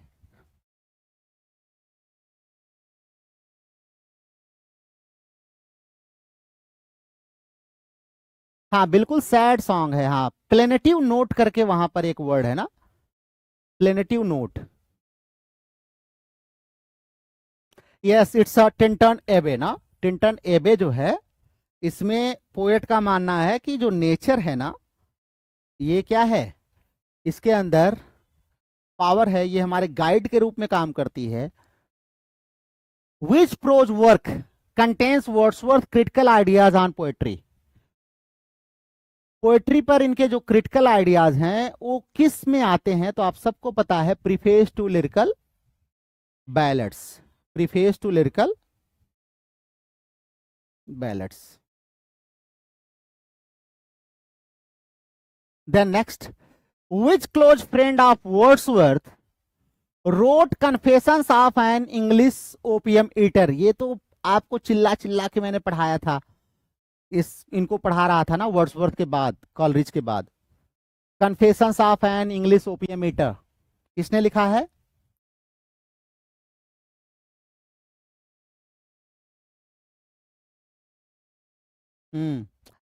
हाँ बिल्कुल, थॉमस डिकिंसी ने लिखा। एक चीज आपको और बता दूं मैं यहाँ पे, थोड़ा सा आप याद कर लीजिए कि जब 1799 से 1808 तक वर्ड्सवर्थ डब कॉटेज में थे, यहां से छोड़ करके ये गए, इसी में रेंट पर आ गए थे डिकिंसी साहब, रेंट ले लिया था इसको, और इसीलिए माना जाता है कि वर्ड्सवर्थ की बड़ी तारीफ भी ये करते थे।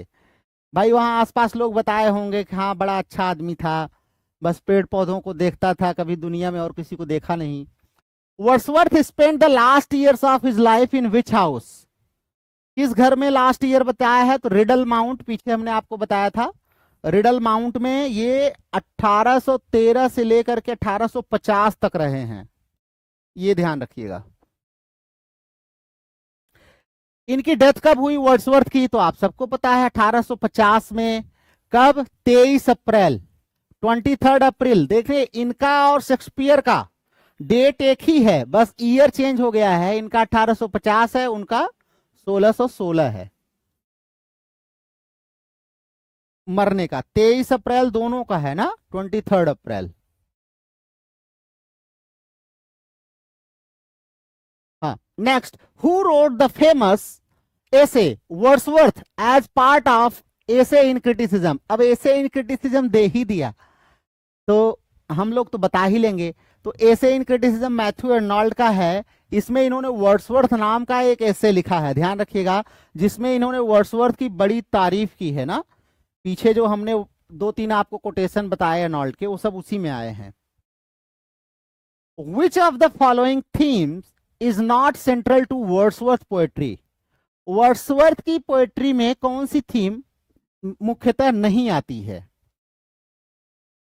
आपको पता है ये क्वेश्चन द सुपरनेचुरल कौन यूज करता है, हमारे कॉलरीज साहब यूज करते हैं। Which of these poems is an LG for a young girl. एक यंग गर्ल के लिए एलजी लिखी गई है, किसने लिखा है, लूसी ग्रे। वर्ड्सवर्थ ने लिखा है लूसी ग्रे ना। हम लोग इंटर में इस पोम को पढ़े थे, वो खो जाती है। अच्छा, इंटर में जब ये पोम पढ़ाई जाती थी ना, तो लगता था कि अरे ये क्या ही बात कर रहे हैं ना। हालांकि इमेजिनेशन इतनी ज्यादा होती है कि हाँ, लड़की तो बड़ी सुंदर सी दिमाग में बना ली थी कि बड़ी प्यारी सी सुंदर सी लड़की होगी। हाँ, लेकिन उसकी हरकतें ऐसी ऐसी थी, रात में लालटेन लेके चल रही थी। हाँ, आंधी तूफान आ रहा है, क्या जरूरत है ये सब करने की। लेकिन पोएट करवा रहा है, कर रहा है ना। लेकिन पोएट ये भी सोचो ना, पोएट जो है मैसेज क्या दे रहा है कि रात में लालटेन लेके ना निकलो, खतरा है। What did Wordsworth mean by spots of time. देखिए, इनकी ये थियरी जो है ना बहुत ही फेमस है, स्पॉट्स ऑफ टाइम। प्रिल्यूड में इन्होंने इंट्रोड्यूस किया है spots of time. Spots of time कहने से इनका मतलब क्या है, प्रिल्यूड में जो ये यूज करते हैं स्पॉट्स ऑफ टाइम, हाँ, स्पॉट्स ऑफ टाइम थियरी ना, ये बड़ी फेमस है इनकी। इसका मीनिंग क्या है,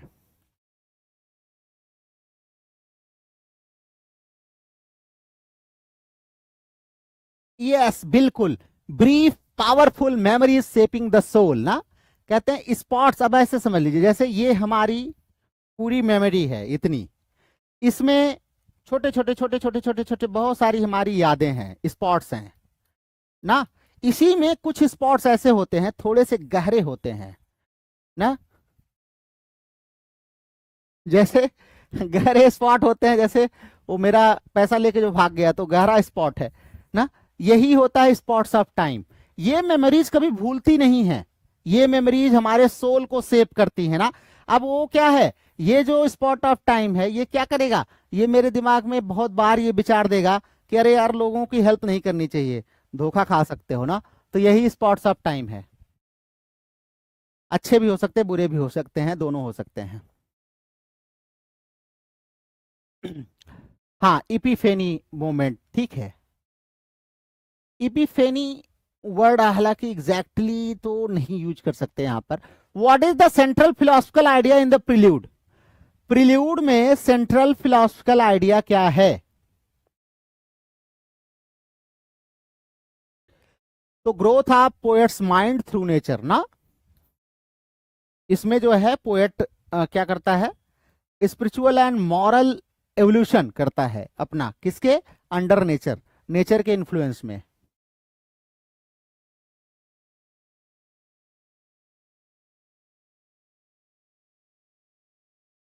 हाँ ठीक है। What poetic device does Wordsworth frequently use to personify nature.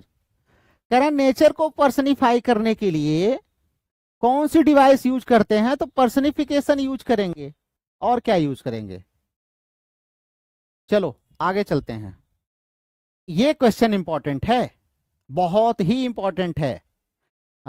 हमने हालांकि आपको आंसर इसका पहले ही बता दिया है, लेकिन फिर भी, who was a major supporter and promoter of Wordsworth in the early 19th century. Early 19th century में वर्ड्सवर्थ के सपोर्टर और प्रमोटर कौन थे,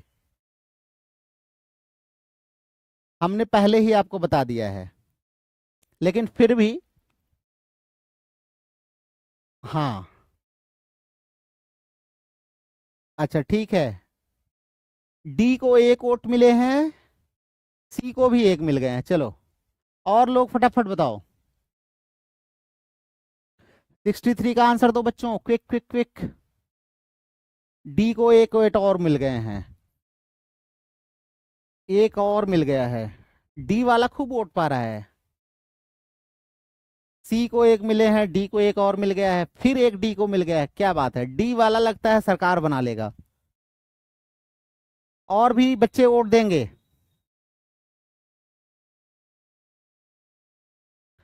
फटाफट वोट दीजिए। अच्छा, सी आ गया है, सी को एक वोट और। लड़ाई चल रही है भाई, ये टोरी हैं और ये विग हैं। चलो, दो पार्टी हैं, तीसरी पार्टी तो यहां लड़ाई में ही नहीं है। लो, तीसरी पार्टी बन गई बी। क्या बात है, चलो बीजेपी इसको कर दे रहा हूं, आजकल यही बहुत जीत रही है। इंडिया में ला दे रहा हूं, मिक्स कर दे रहा हूं, इसको क्या बोलते हैं, ग्लोबलाइजेशन कर दे रहा हूं। डी को एक वोट और मिल गया है। लो भैया, चलो आपके इलेक्शन का मैं रिजल्ट डिक्लेयर कर दूं। डिक्लेयर ये है कि बीजेपी फिर से जीत गई है। अब आप लोग चाहे उसको ईवीएम से जिताए हैं, चाहे जैसे जिताए हैं, लेकिन जीत गई है। बाकी विपक्ष तो यही कहता है ना कि हमको तो इतने वोट मिले थे, बीजेपी कैसे जीत गई। अरे भैया, बीजेपी ने सही वोट पकड़ा है, आप लोगों ने वोट रद्दी वोट पकड़ा है। थॉमस डिकिंसी वहीं पर जाके सेट हुए थे डब कॉटेज में। अर्ली 19 सेंचुरी में आपको कह भी रहा हूं, 1808 में डब कॉटेज में गए थे। वहीं पे, वहां पे खूब तारीफ करी इन्होंने। किसकी?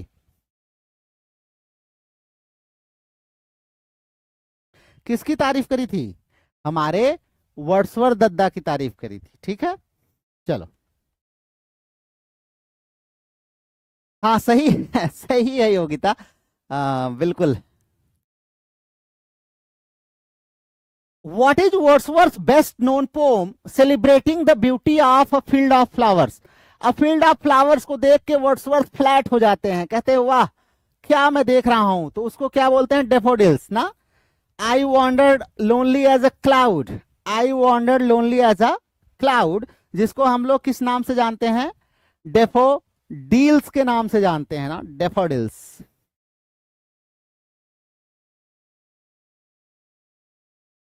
हाँ, ईवीएम गड़बड़ है, ठीक है, कोई बात नहीं नेहा। अब सरकार तो बन ही गई है।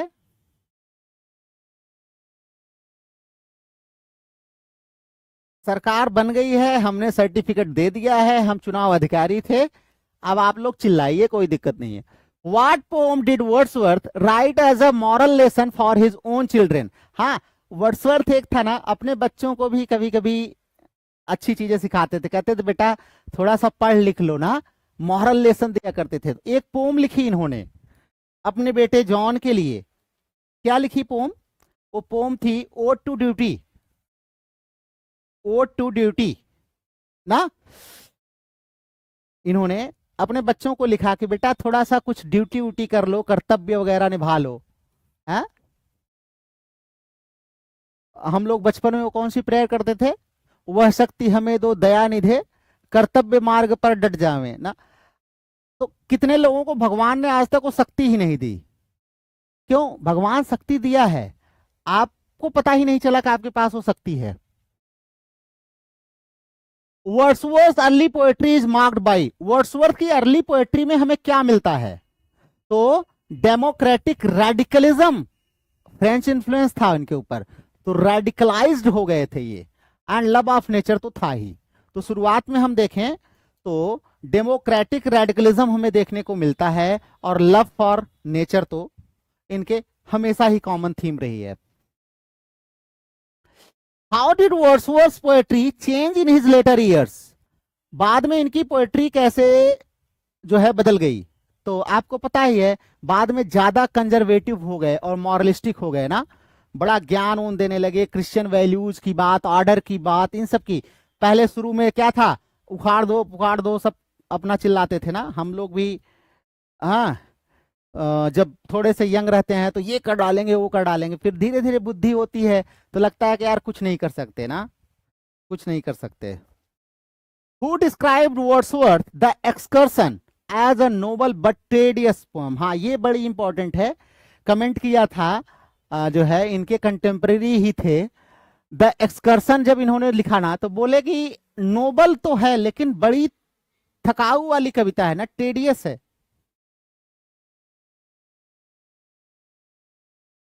बड़ी टेडियस है। किसने कहा था?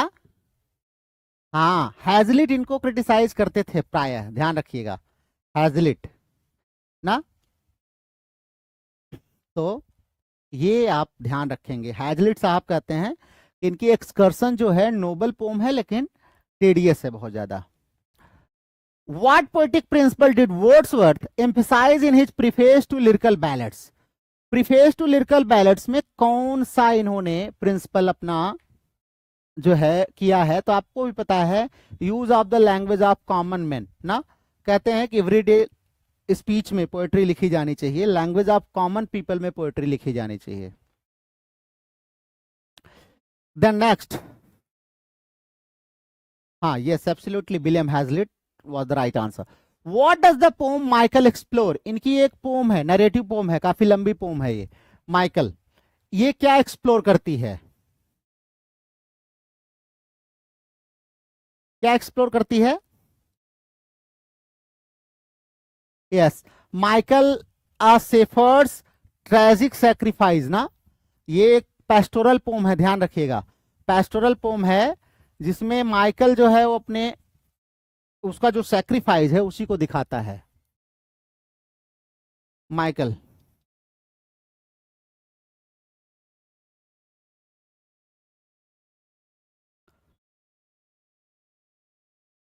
नेक्स्ट क्वेश्चन है, what profession did Wordsworth once consider before turning to poetry full time? Poetry full time लिखने से पहले वर्ड्सवर्थ ने क्या सोचा था, वो क्या करेंगे?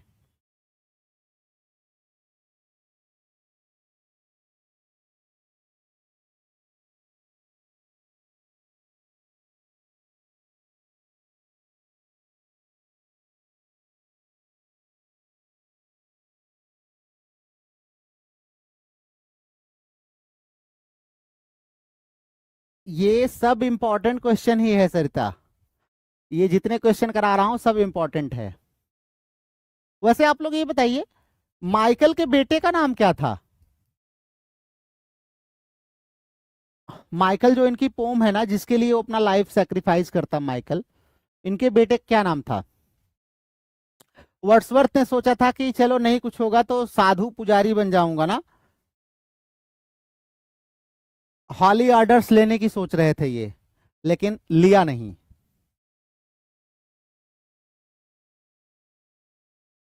वर्ड्सवर्थ कॉन्सेप्ट ऑफ, ये पहले तो ये कॉन्सेप्ट ही देख लीजिए, कई बार ये पूछा है और लोगों को आता नहीं है। वाइज पैसिवनेस, ये इनका जो कॉन्सेप्ट है, कह रहे हैं अपीयर्स इन विच पोम, किस पोम में आता है?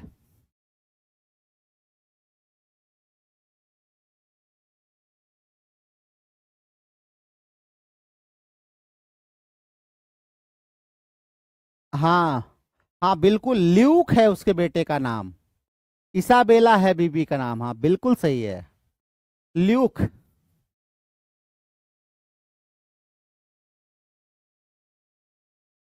बताइए वाइस पैसिनो किस में आता है?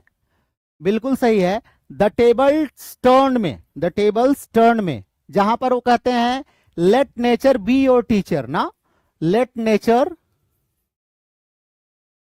नेचर में एन कैपिटल कर दो, let nature be your teacher.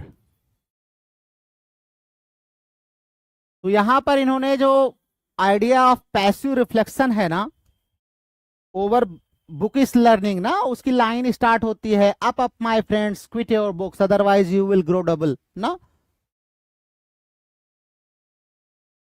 हम लोग जब ग्रेजुएशन में पोम को पढ़ते थे तो अपने साथियों को, जैसे गए और कोई पढ़ रहा है तो उसकी बुक बंद करके कहते थे up my friends quit your books otherwise you will grow double ना।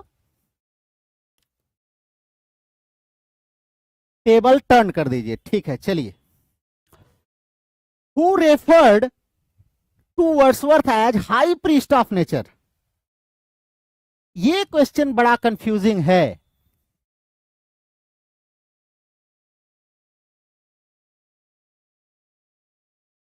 ये क्वेश्चन बड़ा कंफ्यूजिंग है।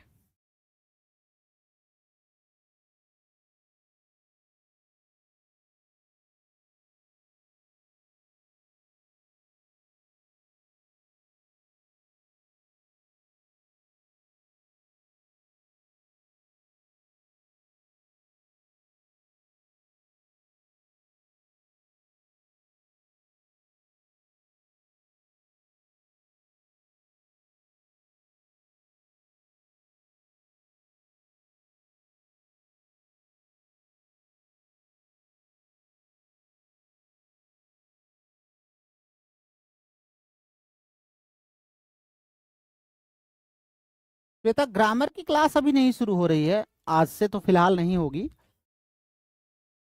मंडे से देखेंगे। हाँ, ये देखो, डिकिंसी, अर्नोल्ड, हाँ ठीक है। अब देखो, इसमें अर्नोल्ड ज्यादा सही है, अर्नोल्ड। हालांकि कहीं कहीं डिकिंसी का भी रेफरेंस मिलता है, बहुत सारे लोगों का मानना है कि डिकिंसी ने कहा है हाई प्रीस्ट ऑफ नेचर, लेकिन ज्यादा अप्रोप्रिएट अर्नोल्ड हैं, ज्यादा अप्रोप्रिएट अर्नोल्ड हैं। अच्छा, कहीं कहीं कुछ रेफरेंस में इनकी जो ये हाई प्रीस्ट ऑफ नेचर है, इनकी पोएट्री की तारीफ करते हुए जॉन कीट्स ने भी इनको कहा है high priest of nature, John Keats ने। तो ये थोड़ा सा कंफ्यूजिंग है, मुझे ऐसा लगता है कि मैंने एक दो रिसर्च पेपर पढ़े हैं, उससे मैं कंक्लूजन पे आया हूं कि अर्नोल्ड जो है ये ज्यादा सही आंसर है, अर्नोल्ड।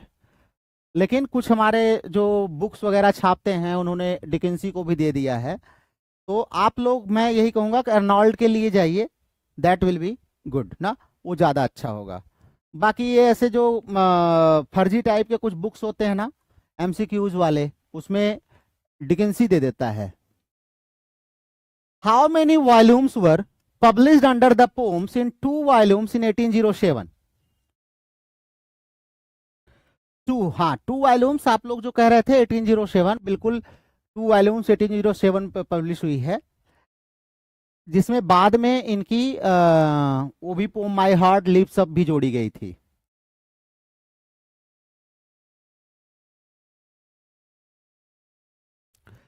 तो कह रहे हैं कि were publish under poems in 2 volumes in 1807। तो आपको पता ही है 2 वॉल्यूम्स लिखा ही है तो 2 वॉल्यूम्स है, पता है, इसी में इनकी पब्लिश हुई थी इनकी सबसे अच्छी जो फिलोसफिकल पोम है, जिसका नाम है इमॉर्टलिटी ओड, इमॉर्टैलिटी ओड। ये एज याद कर लीजिएगा, ईयर 1807 बहुत ही इंपॉर्टेंट ईयर है ना। Which of the following is a major theme in ode intimation of immortality? कह रहे हैं इंटीमेशन ऑफ इमॉर्टैलिटी में मेजर थीम क्या है? Yes, the decline of imagination with age ना। इसमें दिखाया है कि कैसे एज के साथ जो है हमारे उसमें जो है डिक्लाइन आता है ना, एज के साथ इमेजिनेशन में। Next, Wordsworth reputation declined in the mid 19th century due to, कह रहे हैं लगभग मिड 19th सेंचुरी में इनका जीनियस में डिक्लिनेशन क्यों आ गया, डिक्लाइन क्यों आ गया? Yes, due to his conservative moral tone ना। बाद में ये कंजर्वेटिव मॉरल टोन में चले गए तो रोमांटिक पैशन लगभग लगभग खत्म हो गया, माना जाता है 1814 से इनके जो है उसमें डिक्लाइन, एक्सकर्सन जब आती है ना उसके बाद से हम देखते हैं कि वहां से इनके पोएटिक जो कह सकते हैं फर्वर था, उसमें हमें बहुत कमी देखने को मिलती है। What landmark literary event is associated with 1798? 1798 से क्या एसोसिएट करता है? तो आप सबको पता है हमारी कहाँ गई लिरिकल बैलेट्स पब्लिश हुई थी। प्रिल्यूड तो हमारी कब पब्लिश हुई? 1850 में। और रेक्ल्यूज हमारी कब लिखी गई? रिक्लूज 1814 शायद। वर्ड्सवर्थ की मैरिज कब हुई? 1802 में।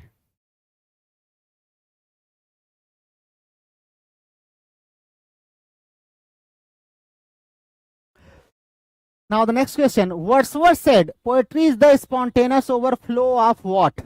आप सबको पता है spontaneous overflow of dash dash dash, क्या भरेंगे वहां पर? सबको पता है पावरफुल फीलिंग्स। लेकिन ऐसा नहीं है कि सबको पता है, कुछ ऐसे भी हमारे व्यूअर्स होंगे, स्टूडेंट्स होंगे जो अभी अभी पढ़ रहे हैं, उनको नहीं आइडिया होगा। Which is considered Wordsworth philosophical poem? तो आप सबको पता है इनकी प्रिल्यूड जो है वो फिलोसफिकल पोम है। स्पिरिचुअल फिलोसफी ना, स्पिरिचुअल ऑटोबायोग्राफी, सेमी ऑटोबायोग्राफिकल, ये सब कहा जाता है। The growth of poet's mind, सब हमारा प्रिल्यूड है। Wordsworth primary contribution to literature is, literature में इनका कंट्रीब्यूशन क्या है? तो इंट्रोड्यूसिंग रोमांटिक नेचुरलिज्म ना, रोमांटिक नेचुरलिज्म को इन्होंने इंट्रोड्यूस किया, मतलब नेचर, इमोशन ना, ये सब सब्जेक्ट जो है पोएट्री में इंट्रोड्यूस किया। Which poem by Wordsworth features the theme of a mother explaining death to a child? बताइए किस पोम में मदर अपने बेटे को डेथ के बारे में बता रही है?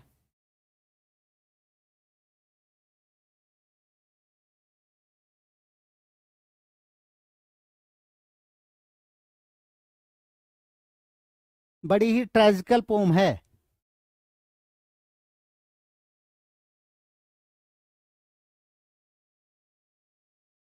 हम्म 81 में बी, 1 2 3।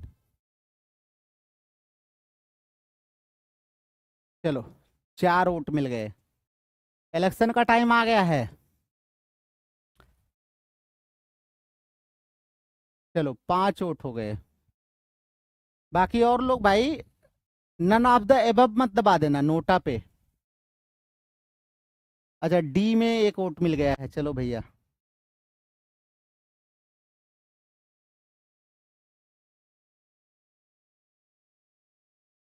और कोई है? श्वेता बीजेपी कौन सी है ये बता दो। अब जिसके पास ईवीएम होगा वही बीजेपी है। कौन सी है?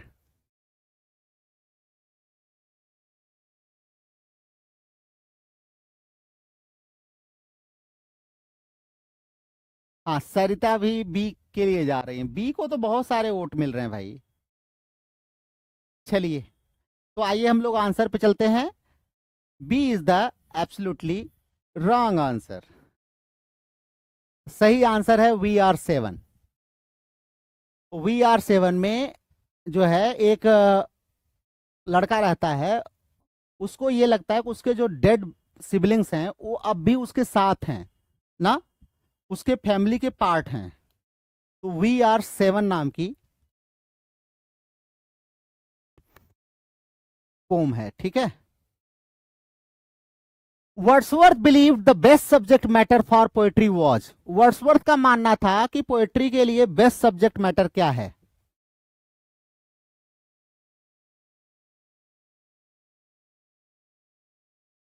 Yes absolutely common life and rustic people ना। इनका मानना था कि अगर पोएट्री लिखनी है तो उसके लिए इससे बेहतर सब्जेक्ट मैटर कुछ नहीं हो सकता। क्या? कॉमन लाइफ को दिखाइए और रस्टिक लाइफ को दिखाइए ना, विलेज, रूरल, कंट्री लाइफ को दिखाइए। Which poem is part of the Lucy poems and presents a vision of sudden death?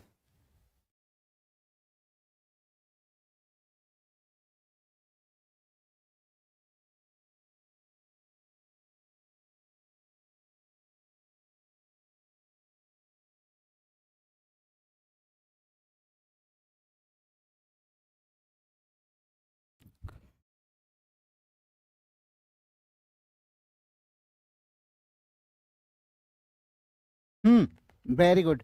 A slumber did my spirit seal ना, ये लूसी की डेथ के बारे में बताती है ना। A slumber did my spirit sleep.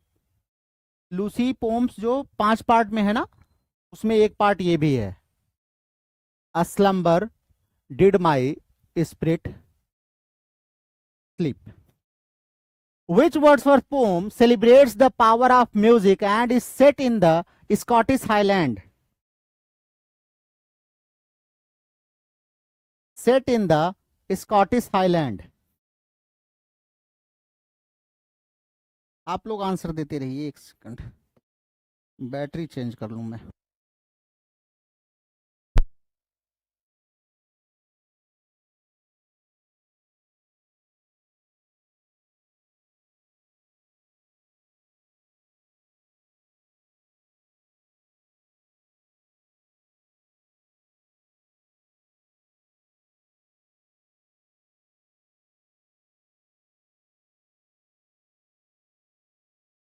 Yes, absolutely. That's right. The Solitary Reaper. ना?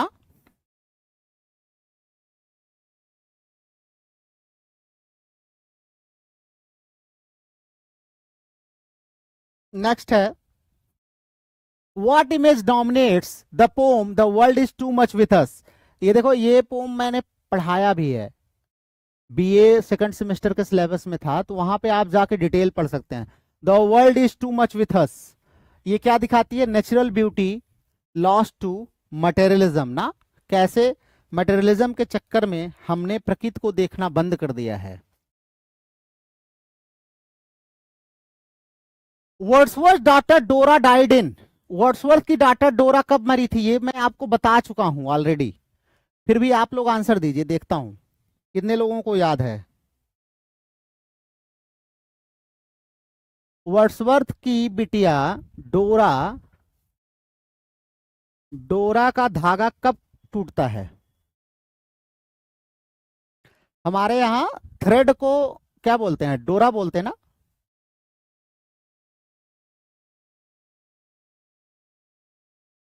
जिसपे कपड़े उपड़े लटकाते हैं सूखने के लिए। नहीं, डोरा नहीं, डारा, डारा बोलते हैं। डोरा डारा जो भी समझ लीजिए, फिलहाल आप लोग बताइए। 86 का आंसर दीजिए। 86 में सी। हाँ ठीक है, एक वोट मिल गया है।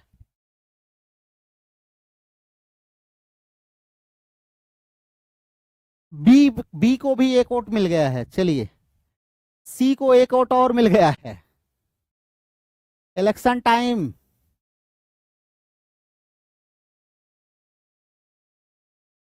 एक वोट और सी को।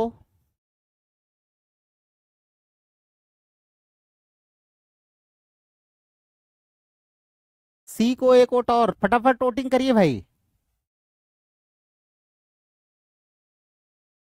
हाँ, बी को 2 वोट और मिल गए। मामला कांटे का चल रहा है, लगता है हंग असेंबली बनेगी क्या? हंग असेंबली। आगम रॉयल, आगम रॉयल अपना परिचय दीजिएगा बेटा। इनका भी कहना बी है। चलिए, हम लोग इलेक्शन का डिक्लेयर ही कर देते हैं, and B is the right answer. B बिल्कुल सही है। अभी हम शुरू में ही बताए थे ना कि इनकी एक बिटिया थी डोरा ना, उसकी डेथ हुई थी इनके मरने से 3 साल पहले। कहीं ना कहीं वो भी शौक था इनके लाइफ में, प्लस ये प्लूरसी से ग्रसित थे ना, लंग डिजीज एक होता है, उससे ग्रसित थे। तो फाइनली 1850 में ये शहीद हो गए।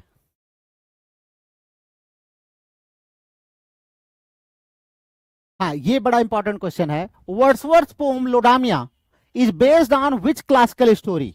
इनकी एक पोम है लोडामिया, ये किस पर बेस्ड है?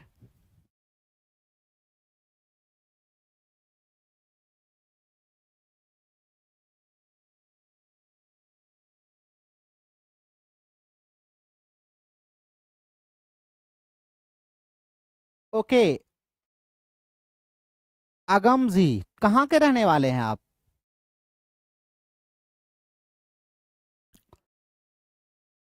यस, बिल्कुल ये सही आंसर है। हाँ बिल्कुल सही योगिता। प्रोटेसिलास एंड लोडामिया ना, Protesilaus is the first person to die in Troy war ना, ट्रॉय के युद्ध में पहला पर्सन था Greek, the first Greek to die. मरने वाला पहला ग्रीक था ना, और लोडामिया उसकी वाइफ है जो मॉर्न करती है ना, उसी पर है। तो ये ग्रीक माइथोलॉजी से क्लासिकल स्टोरी ली गई है। अच्छा, झांसी यूपी से हैं, ठीक है।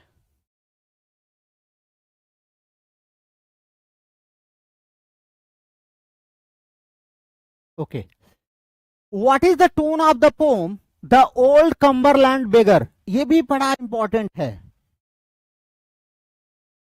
वर्ड्सवर्थ की कुछ पोम्स मैं आप लोगों को पढ़ाऊंगा डिटेल में। उसमें एक ये भी है, ओल्ड कम्बरलैंड बेगर। आप जब देखेंगे ना तो इसमें ये एक ऐसी पोएम है जो मुझे बहुत अपील करती है, बहुत अच्छी लगती है, क्योंकि ये बहुत ही सिंपैथेटिक एंड रिफ्लेक्टिव है थॉट्स में। और ये एक ऐसी पोम है जो marginalise section of the society के बारे में बात करती है, मार्जिनलाइज लाइफ्स जो है ना उनके बारे में बात करती है। तो ये मुझे लगता है कि पोम ज्यादा जो है मुझे अच्छी लगती है, द ओल्ड कम्बरलैंड बेगर ना। और डिपिक्शन भी इनका इतना बढ़िया है वर्ड्सवर्थ का। हाँ बिल्कुल सही है। Which poet said that Wordsworth was the first poet to find the divine in nature? लो भैया, ये भी कमेंट बड़ा है। पहले पोएट थे जिन्होंने प्रकृति में भगवान को देखा है, डिविनिटी देखी है नेचर में। The first poet to find the divine in nature.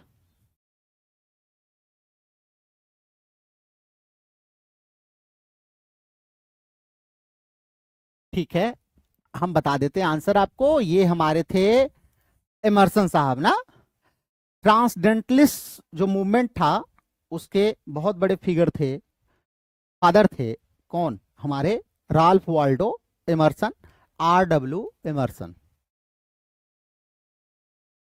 Wordsworth poem she was a phantom of delight was inspired by, कह रहे हैं इनकी poem she was a phantom of delight जो है किससे इंस्पायर्ड थी?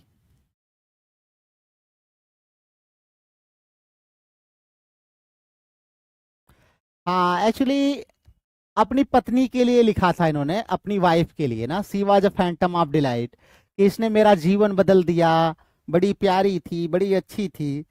हाँ, अब वेलन का इनका जो कांड था वो पता चल गया होगा मैरी को, तो क्या करें, कवि थे तो लिख करके भाई कह दिया कि फैंटम ऑफ डिलाइट। क्या बात है। Who was described by Wordsworth as man too happy in his lot? किसने कहा था कि वर्ड्सवर्थ अपनी दुनिया में ही खुश रहने वाला व्यक्ति है? किस पोम में?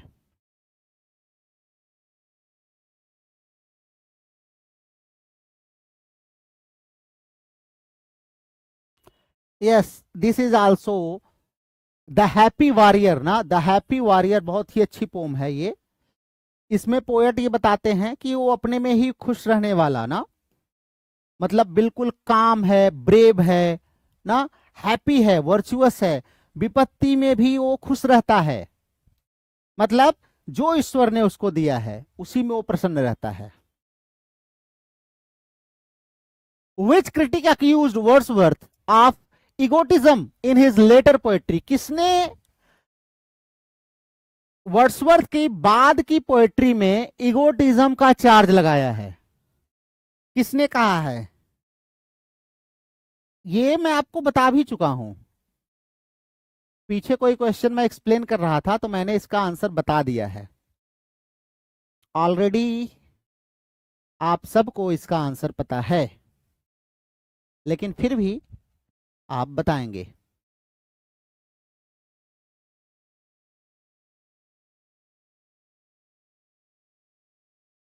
Yes, absolutely everyone is giving the right answer, Hazlitt. पीछे हमने बताया था ना, पहली बार इनके लेक्चर्स में हम पाते हैं जहां पर हैजलिट जो है वर्ड्सवर्थ को क्रिटिसाइज करते हैं, कहते हैं कि मतलब वो अपने ऊपर और नेचर के ऊपर बहुत ज्यादा इम्फेसाइज करता है, इतना ज्यादा इम्फेसाइज भी नहीं करना चाहिए, इसीलिए इगोटिज्म की बात करते हैं। Wordsworth believed childhood was a time of, Wordsworth के हिसाब से बचपन का समय कैसा होता है? हाँ ठीक है, नीलम, श्वेता, नेहा, सरिता, अरीबा, योगिता, सबने सही आंसर दिया। रोहित गायब है।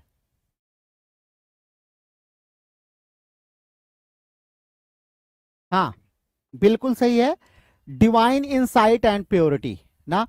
कहते हैं बचपन का जो हमारा समय होता है ना, हमारे यहाँ भी तो आप देखिए, हम लोगों के यहाँ छोटे बच्चों को अगर मार देते हैं ना तो घर वाले डांटते हैं, कहते हैं बच्चे भगवान का रूप होते हैं, हाँ मार रहे हो, ये है वो है दुनिया भर के। हाँ तो divine insight and purity, innocence होता है ना। जब कोई घर में कांड हो जाता है तो कोई एक दूसरे के ऊपर आरोप लगाता है, तो कहते हैं बच्चा, बच्चे से पूछ लो, बच्चा झूठ नहीं बोलेगा। क्यों? क्योंकि उसके अंदर प्योरिटी, इनोसेंस होता है ना। और इमॉर्टलिटी ओड में तो यही दिखाया है इन्होंने। Which poem contains the line the music in my heart I bore long after it was heard no more? लो भैया, कह रहे हैं कि the music in my heart I bore, बाद में वो कभी सुनी नहीं गई। बताइए कहां पे ये लाइन आई है? मैं ये भी आपको बता चुका हूं, ये भी मैं आपको पीछे बता चुका हूं कि वो कहता है कि वो गाना मैंने फिर कभी नहीं सुना। Yes absolutely, that is solitary reaper. Solitary reaper कहता है ना, दैट प्लैनेटिव नोट जो है, वो लाइन जो है। यस योगिता, अरिबा, अगम, आगम, अगम क्या नाम है पूरा बताना, बहुत लोगों को कंफ्यूजन होता है। वर्ड्सवर्थ डॉटर डोरा वाज बरीड एट। अब भैया देखो, ये भी पढ़ ही लो, क्या करोगे? कहां पर इनको बरी किया गया था? सेंट ओसवाल्ड चर्चयार्ड में। वर्ड्सवर्थ के बगल में ही इनको दफनाया गया था, ध्यान रखिएगा। ग्रासमीयर में सेंट ओसवाल्ड चर्च है, वहीं पर इनको दफनाया गया था। What was the cause of Wordsworth death? लो ये क्वेश्चन भी मैं आपको बता चुका हूं, बताओ।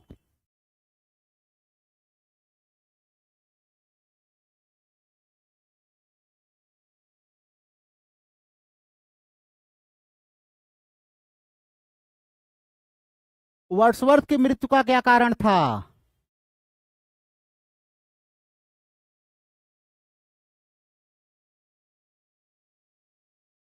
नेहा, बी के लिए, लंग डिसऑर्डर। योगिता, सी के, डी के लिए, बी, डी, बी, डी। हाँ बिल्कुल, जो है बी जो आपका है ये गलत है, डी सही है। हमने आपको ये वर्ड ही यूज करके बताया था। प्लेरिसी जो होता है, अ काइंड ऑफ लंग इन्फ्लेमेशन होता है, लंग में एक प्रकार का जो है इन्फ्लेमेशन आ जाता है, संक्रमण फैल जाता है, उसी को हम प्लेरिसी बोलते हैं। इसी से ग्रसित थे हमारे कौन? देखो लंग में इन्फ्लेमेशन होना और लंग डिसऑर्डर दोनों अलग अलग चीज है। जब लंग काम करना बंद कर देगा तब डिसऑर्डर होगा। What line opens Tintern Abbey? Tintern Abbey में कौन सी लाइन से ओपन होती है?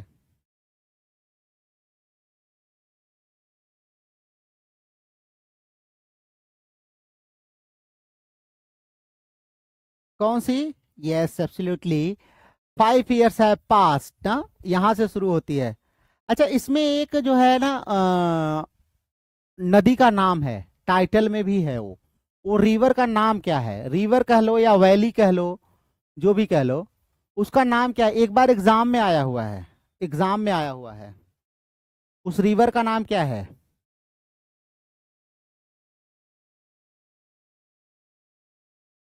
बताइए भाई।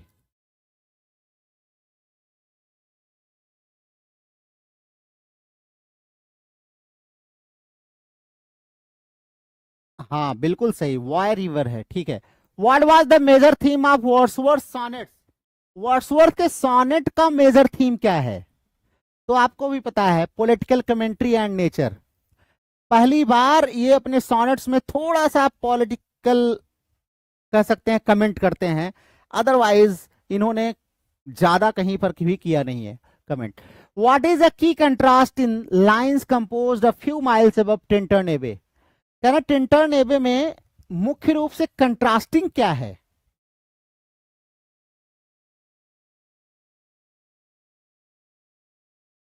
Yes, past versus present experience of nature ना, यहां पर कंट्रास्ट करता है। एक बार अपने बचपन के एक्सपीरियंसेस को दिखाता है, कहता है जब बचपन में था तो कितना हिरन ये लगता था, पेड़ पौधे ऐसे लगते थे, फिर मैं मेच्योर हुआ ना तो वो मुझे कुछ और सिखाने लगा। तो पास्ट एंड प्रेजेंट को कंपेयर करता है ना, यूथ एंड जो है ओल्ड एज को कंपेयर करता है। Who called Wordsworth a dull but worthy poet? ये तो आपको पीछे मिला ही था, यही मैं कह रहा था आपसे, अ डल बट वर्दी मुझे भूल गया था। Dullest of dullest of the dull ना, डलेस्ट ऑफ द डल कहा था, किसने कहा था?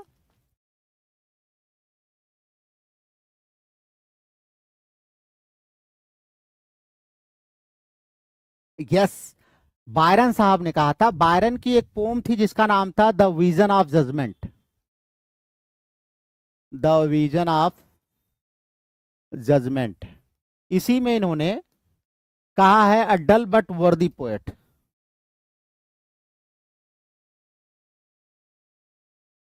Next, after Wordsworth death who succeeded him as poet laureate? Wordsworth की डेथ के बाद पोएट लॉरेट के रूप में कौन आया?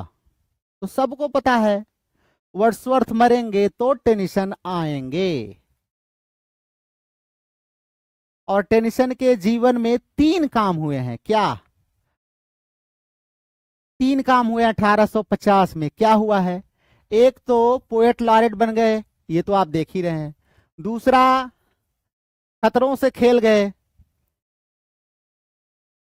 खतरों से खेल जाना। तीसरा, इनकी इन मेमोरियम पब्लिश हुई थी 1850 में, इन मेमोरियम।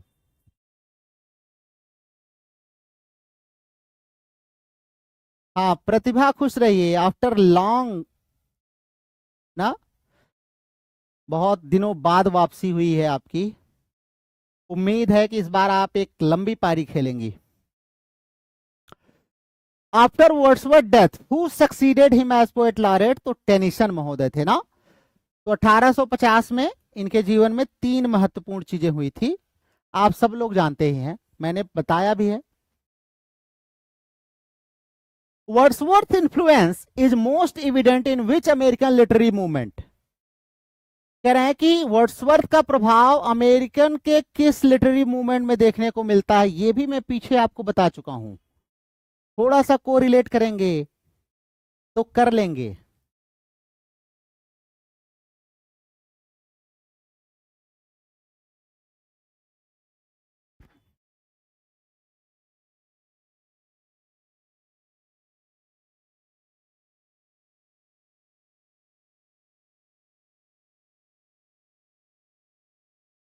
हाँ, रीबा ठीक है, 1850 में पोएट लॉरेट बने थे, इन मेमोरियम पब्लिश हुई थी, मैरिज हुई थी, हाँ बिल्कुल सही है।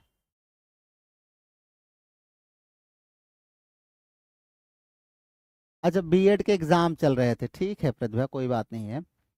हाँ बिल्कुल, ट्रांसडेंटलिज्म जो था ना, इसीलिए तो आर डब्ल्यू इमर्सन इनकी बड़ी तारीफ करते हैं। Next, which essayist called Wordsworth a poet of great moral seriousness? ये बड़ा इंपॉर्टेंट है, ग्रेट मॉरल सीरियसनेस किसने कहा है?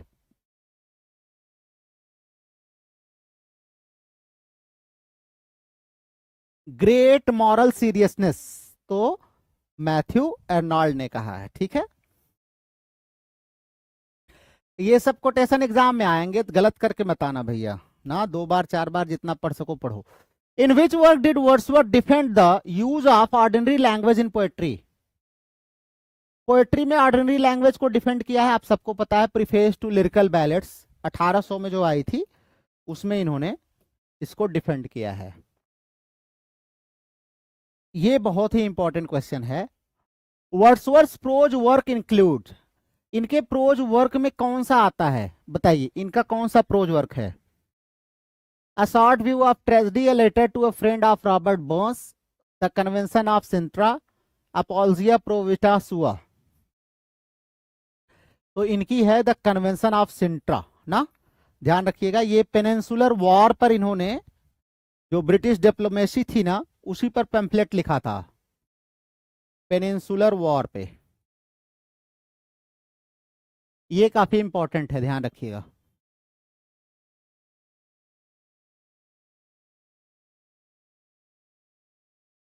What is the manuscript name of the prelude before it was published posthumously? कह रहा है पब्लिश होने से पहले प्रिल्यूड का मैन्युस्क्रिप्ट नेम क्या था?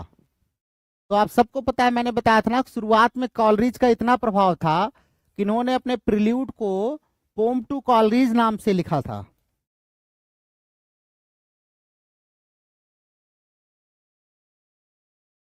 What literary device does Wordsworth frequently use in टेंटन एबे? टेंटन एबे में कौन सा यूज करते हैं? तो अपस्ट्रॉफी का यूज बहुत किया है इन्होंने ना।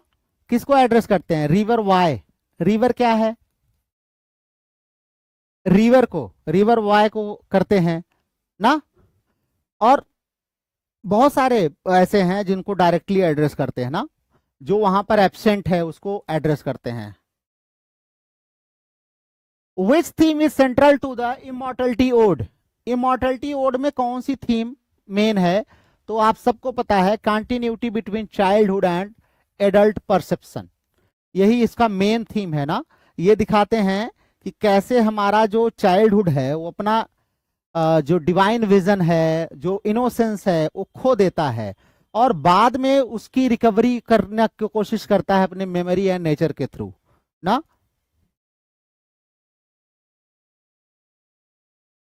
Wordsworth definition of a poet in the preface is, preface में इन्होंने पोएट के बारे में क्या कहा है? आप सबको पता है, poet is a man speaking to man. इन्होंने कहा है poet is a man speaking to man. Which later poet famously said, "We murder to dissect," in reference to scientific analysis versus poetic intuition? ये भी जानते हैं इनके preface, sorry, we murder to dissect, tables turn में ये line आती है, Wordsworth की द टेबल्स टर्न में ये लाइन आती है, जहां पर ये क्या कहते हैं? कहते हैं कि जो हमारा रेशनलिज्म है ना और मैकेनिज्म है, जो मैकेनिक साइंस है, मैकेनिकल साइंस है, इसने क्या किया है? इसने हमको जो है कह रहे हैं कि वी मर्डर टू डिसेक्ट ना, कोई चीज डिसेक्ट करने के लिए हम क्या करते हैं? मर्डर करते हैं ना। तो साइंस को यहां पर क्रिटिसाइज करते हैं। Who wrote famous essay recollections of lakes and the lake poets? ये काफी इंपॉर्टेंट है। Recollections of the lakes and lake poets किसने लिखा है? तो ये हमारे लिखा है डिकिंसी साहब ने, थॉमस डिकिंसी साहब ने लिखा है, जिसमें वर्ड्सवर्थ की खूब तारीफ करी है। The next is, Wordsworth poetry is closely associated with which concept of aesthetics? तो आपको पता है एस्थेटिक्स ऑफ सबलाइम ना, सबलिमिटी की बात करते हैं ना।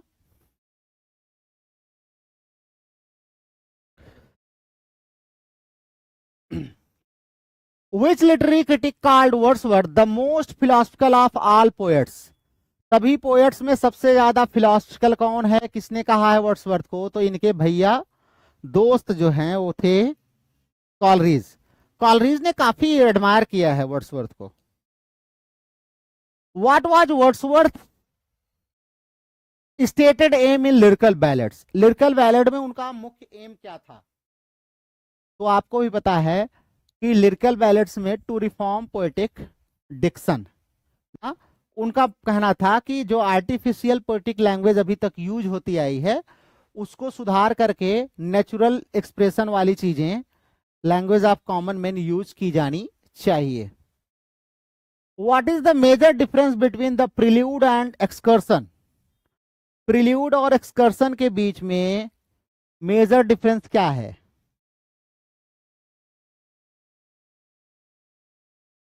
Yes, the prelude is personal, the excursion is philosophical. तो ध्यान रखिएगा, पर्सनल है, ऑटोबायोग्राफिकल मानते हैं ना हम उसको, थोड़ा सा पर्सनल है, हालांकि उसमें भी बहुत फिलॉसफी है। Wordsworth describe poetry as the breath and finer spirit of all our. हाँ, ये भी लिरिकल बैलेट्स में ये कहते हैं, प्रीफेस में, preface to the lyrical ballads जो इनका आता है 1800 में, उसमें इन्होंने कहा है कि पोएट्री जो है is the breath and finer spirit of all our, क्या कहते हैं, all our thoughts, all our thoughts.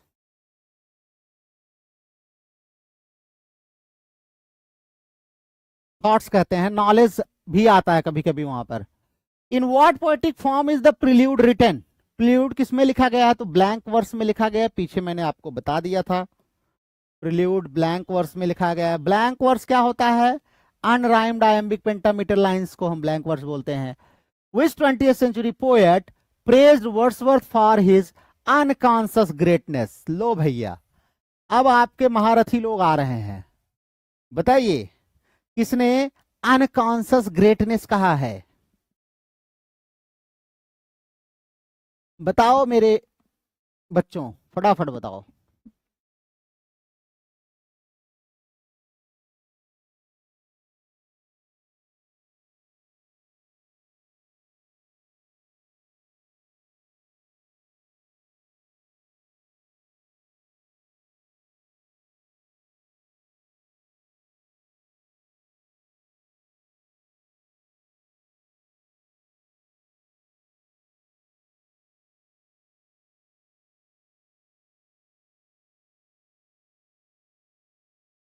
Hmm, yes, A is the right answer. T S Eliot ने कहा है ना, टीएस इलियट ने इनको कहा है कि इनके अंदर अनकॉन्शियस ग्रेटनेस है, मतलब इतने महान हैं कि उनको पता ही नहीं है। Who compiled and edited most of Wordsworth posthumous editions? कह रहे वर्ड्सवर्थ के जो पॉस्थमस एडिशंस हैं ज्यादातर उसको किसने कंपाइल और एडिट किया है? तो एक बहुत ही बड़े पब्लिशर थे जिनका नाम था विलियम नाइट। इन्होंने ही इनके जितने बुक्स हैं, लेटर्स हैं, सबको एडिट किया है और पब्लिश किया है।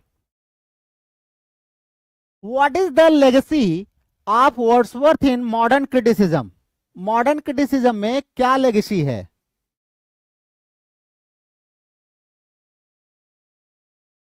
यस, अ की figure in romanticism and ecological literary thought.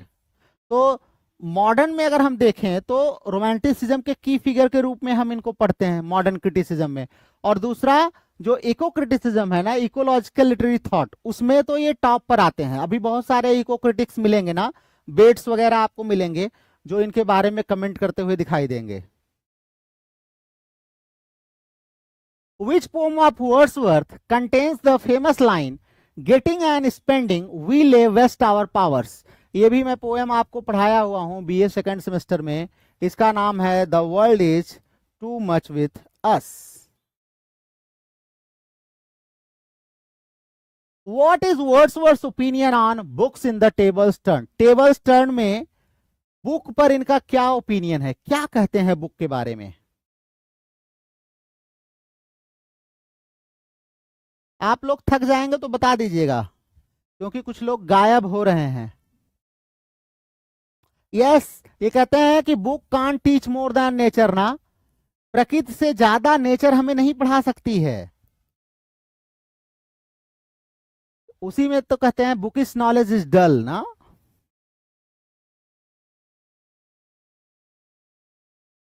Wordsworth educational view align most closely with? किससे मिलता जुलता व्यूज है इनका? तो रोमांटिक नेचुरलिज्म, ध्यान रखिएगा।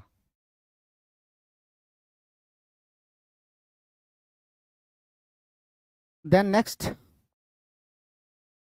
Which philosophical idea is central to Wordsworth lines written in early spring?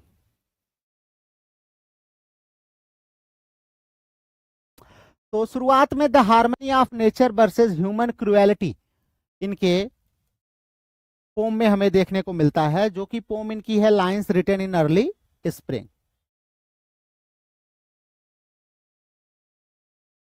आप लोगों का क्या फैसला आ रहा है? अच्छा, नेहा इज सेइंग कि सर कल करा दीजिएगा। अरीबा इज सेइंग अभी कितने, अभी तो 200 से प्लस क्वेश्चन हैं।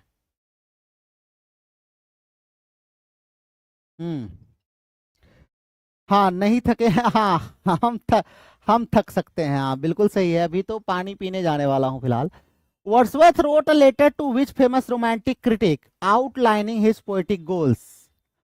वर्ड्सवर्थ ने लेटर लिखा था कि मेरा ये एम है पोएट्री में। किसको लिखा था? तो आपको पता होना चाहिए, कॉलरिज को लिखा था ये पत्र ना। और इन्होंने जो इनकी पोएटिक थियरी है उसको शेयर किया था कि यार मैं ऐसा सोच रहा हूं, यही मेरी सोच है, मैं लिख दूं क्या? रोहित इज सेइंग अब कल कराइए। अभी तो आके आंसर दे रहे हो 2 मिनट से। Neha is saying my mother is not well.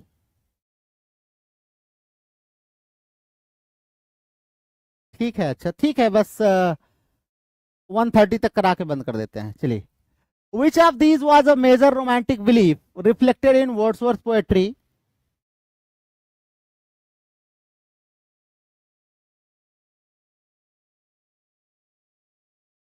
तो ये कहते हैं the imagination as a spiritual power ना, इमेजिनेशन को स्पिरिचुअल पावर के रूप में दिखाते हैं।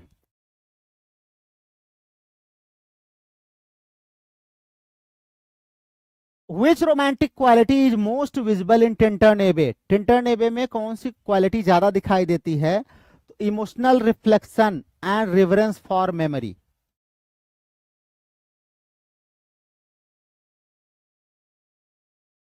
Wordsworth sister Dorothy is credited for inspiring which famous pome?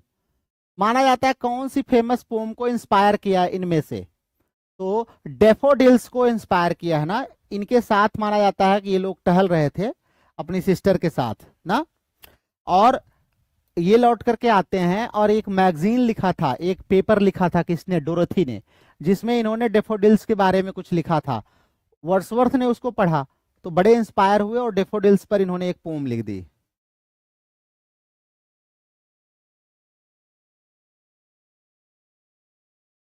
Which of Wordsworth work focuses on a mentally disturbed man living in solitude?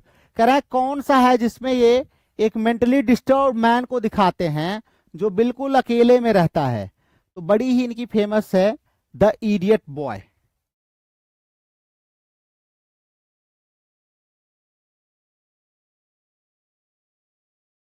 And now the last question, आज के लिए हम लास्ट क्वेश्चन करते हैं। कल हम बाकी 100 क्वेश्चंस के आसपास और कम से कम होंगे तो उसको हम लोग कल कर लेंगे। What natural feature is central to composed upon Westminster Bridge? तो ये इनकी पोम का नाम है, composed upon Westminster Bridge. Lines composed upon, lines आगे ऐड कर लीजिए, lines composed upon Westminster Bridge. तो ये है टेम्स रिवर की बात यहां पर कर रहे हैं, ध्यान रखिएगा। टेम्स नदी के किनारे जो वेस्टमिंस्टर ब्रिज है ना, उसी पर ये खड़े हुए हैं और वहां से लंदन की ब्यूटी को देख रहे हैं और उसकी तारीफ कर रहे हैं।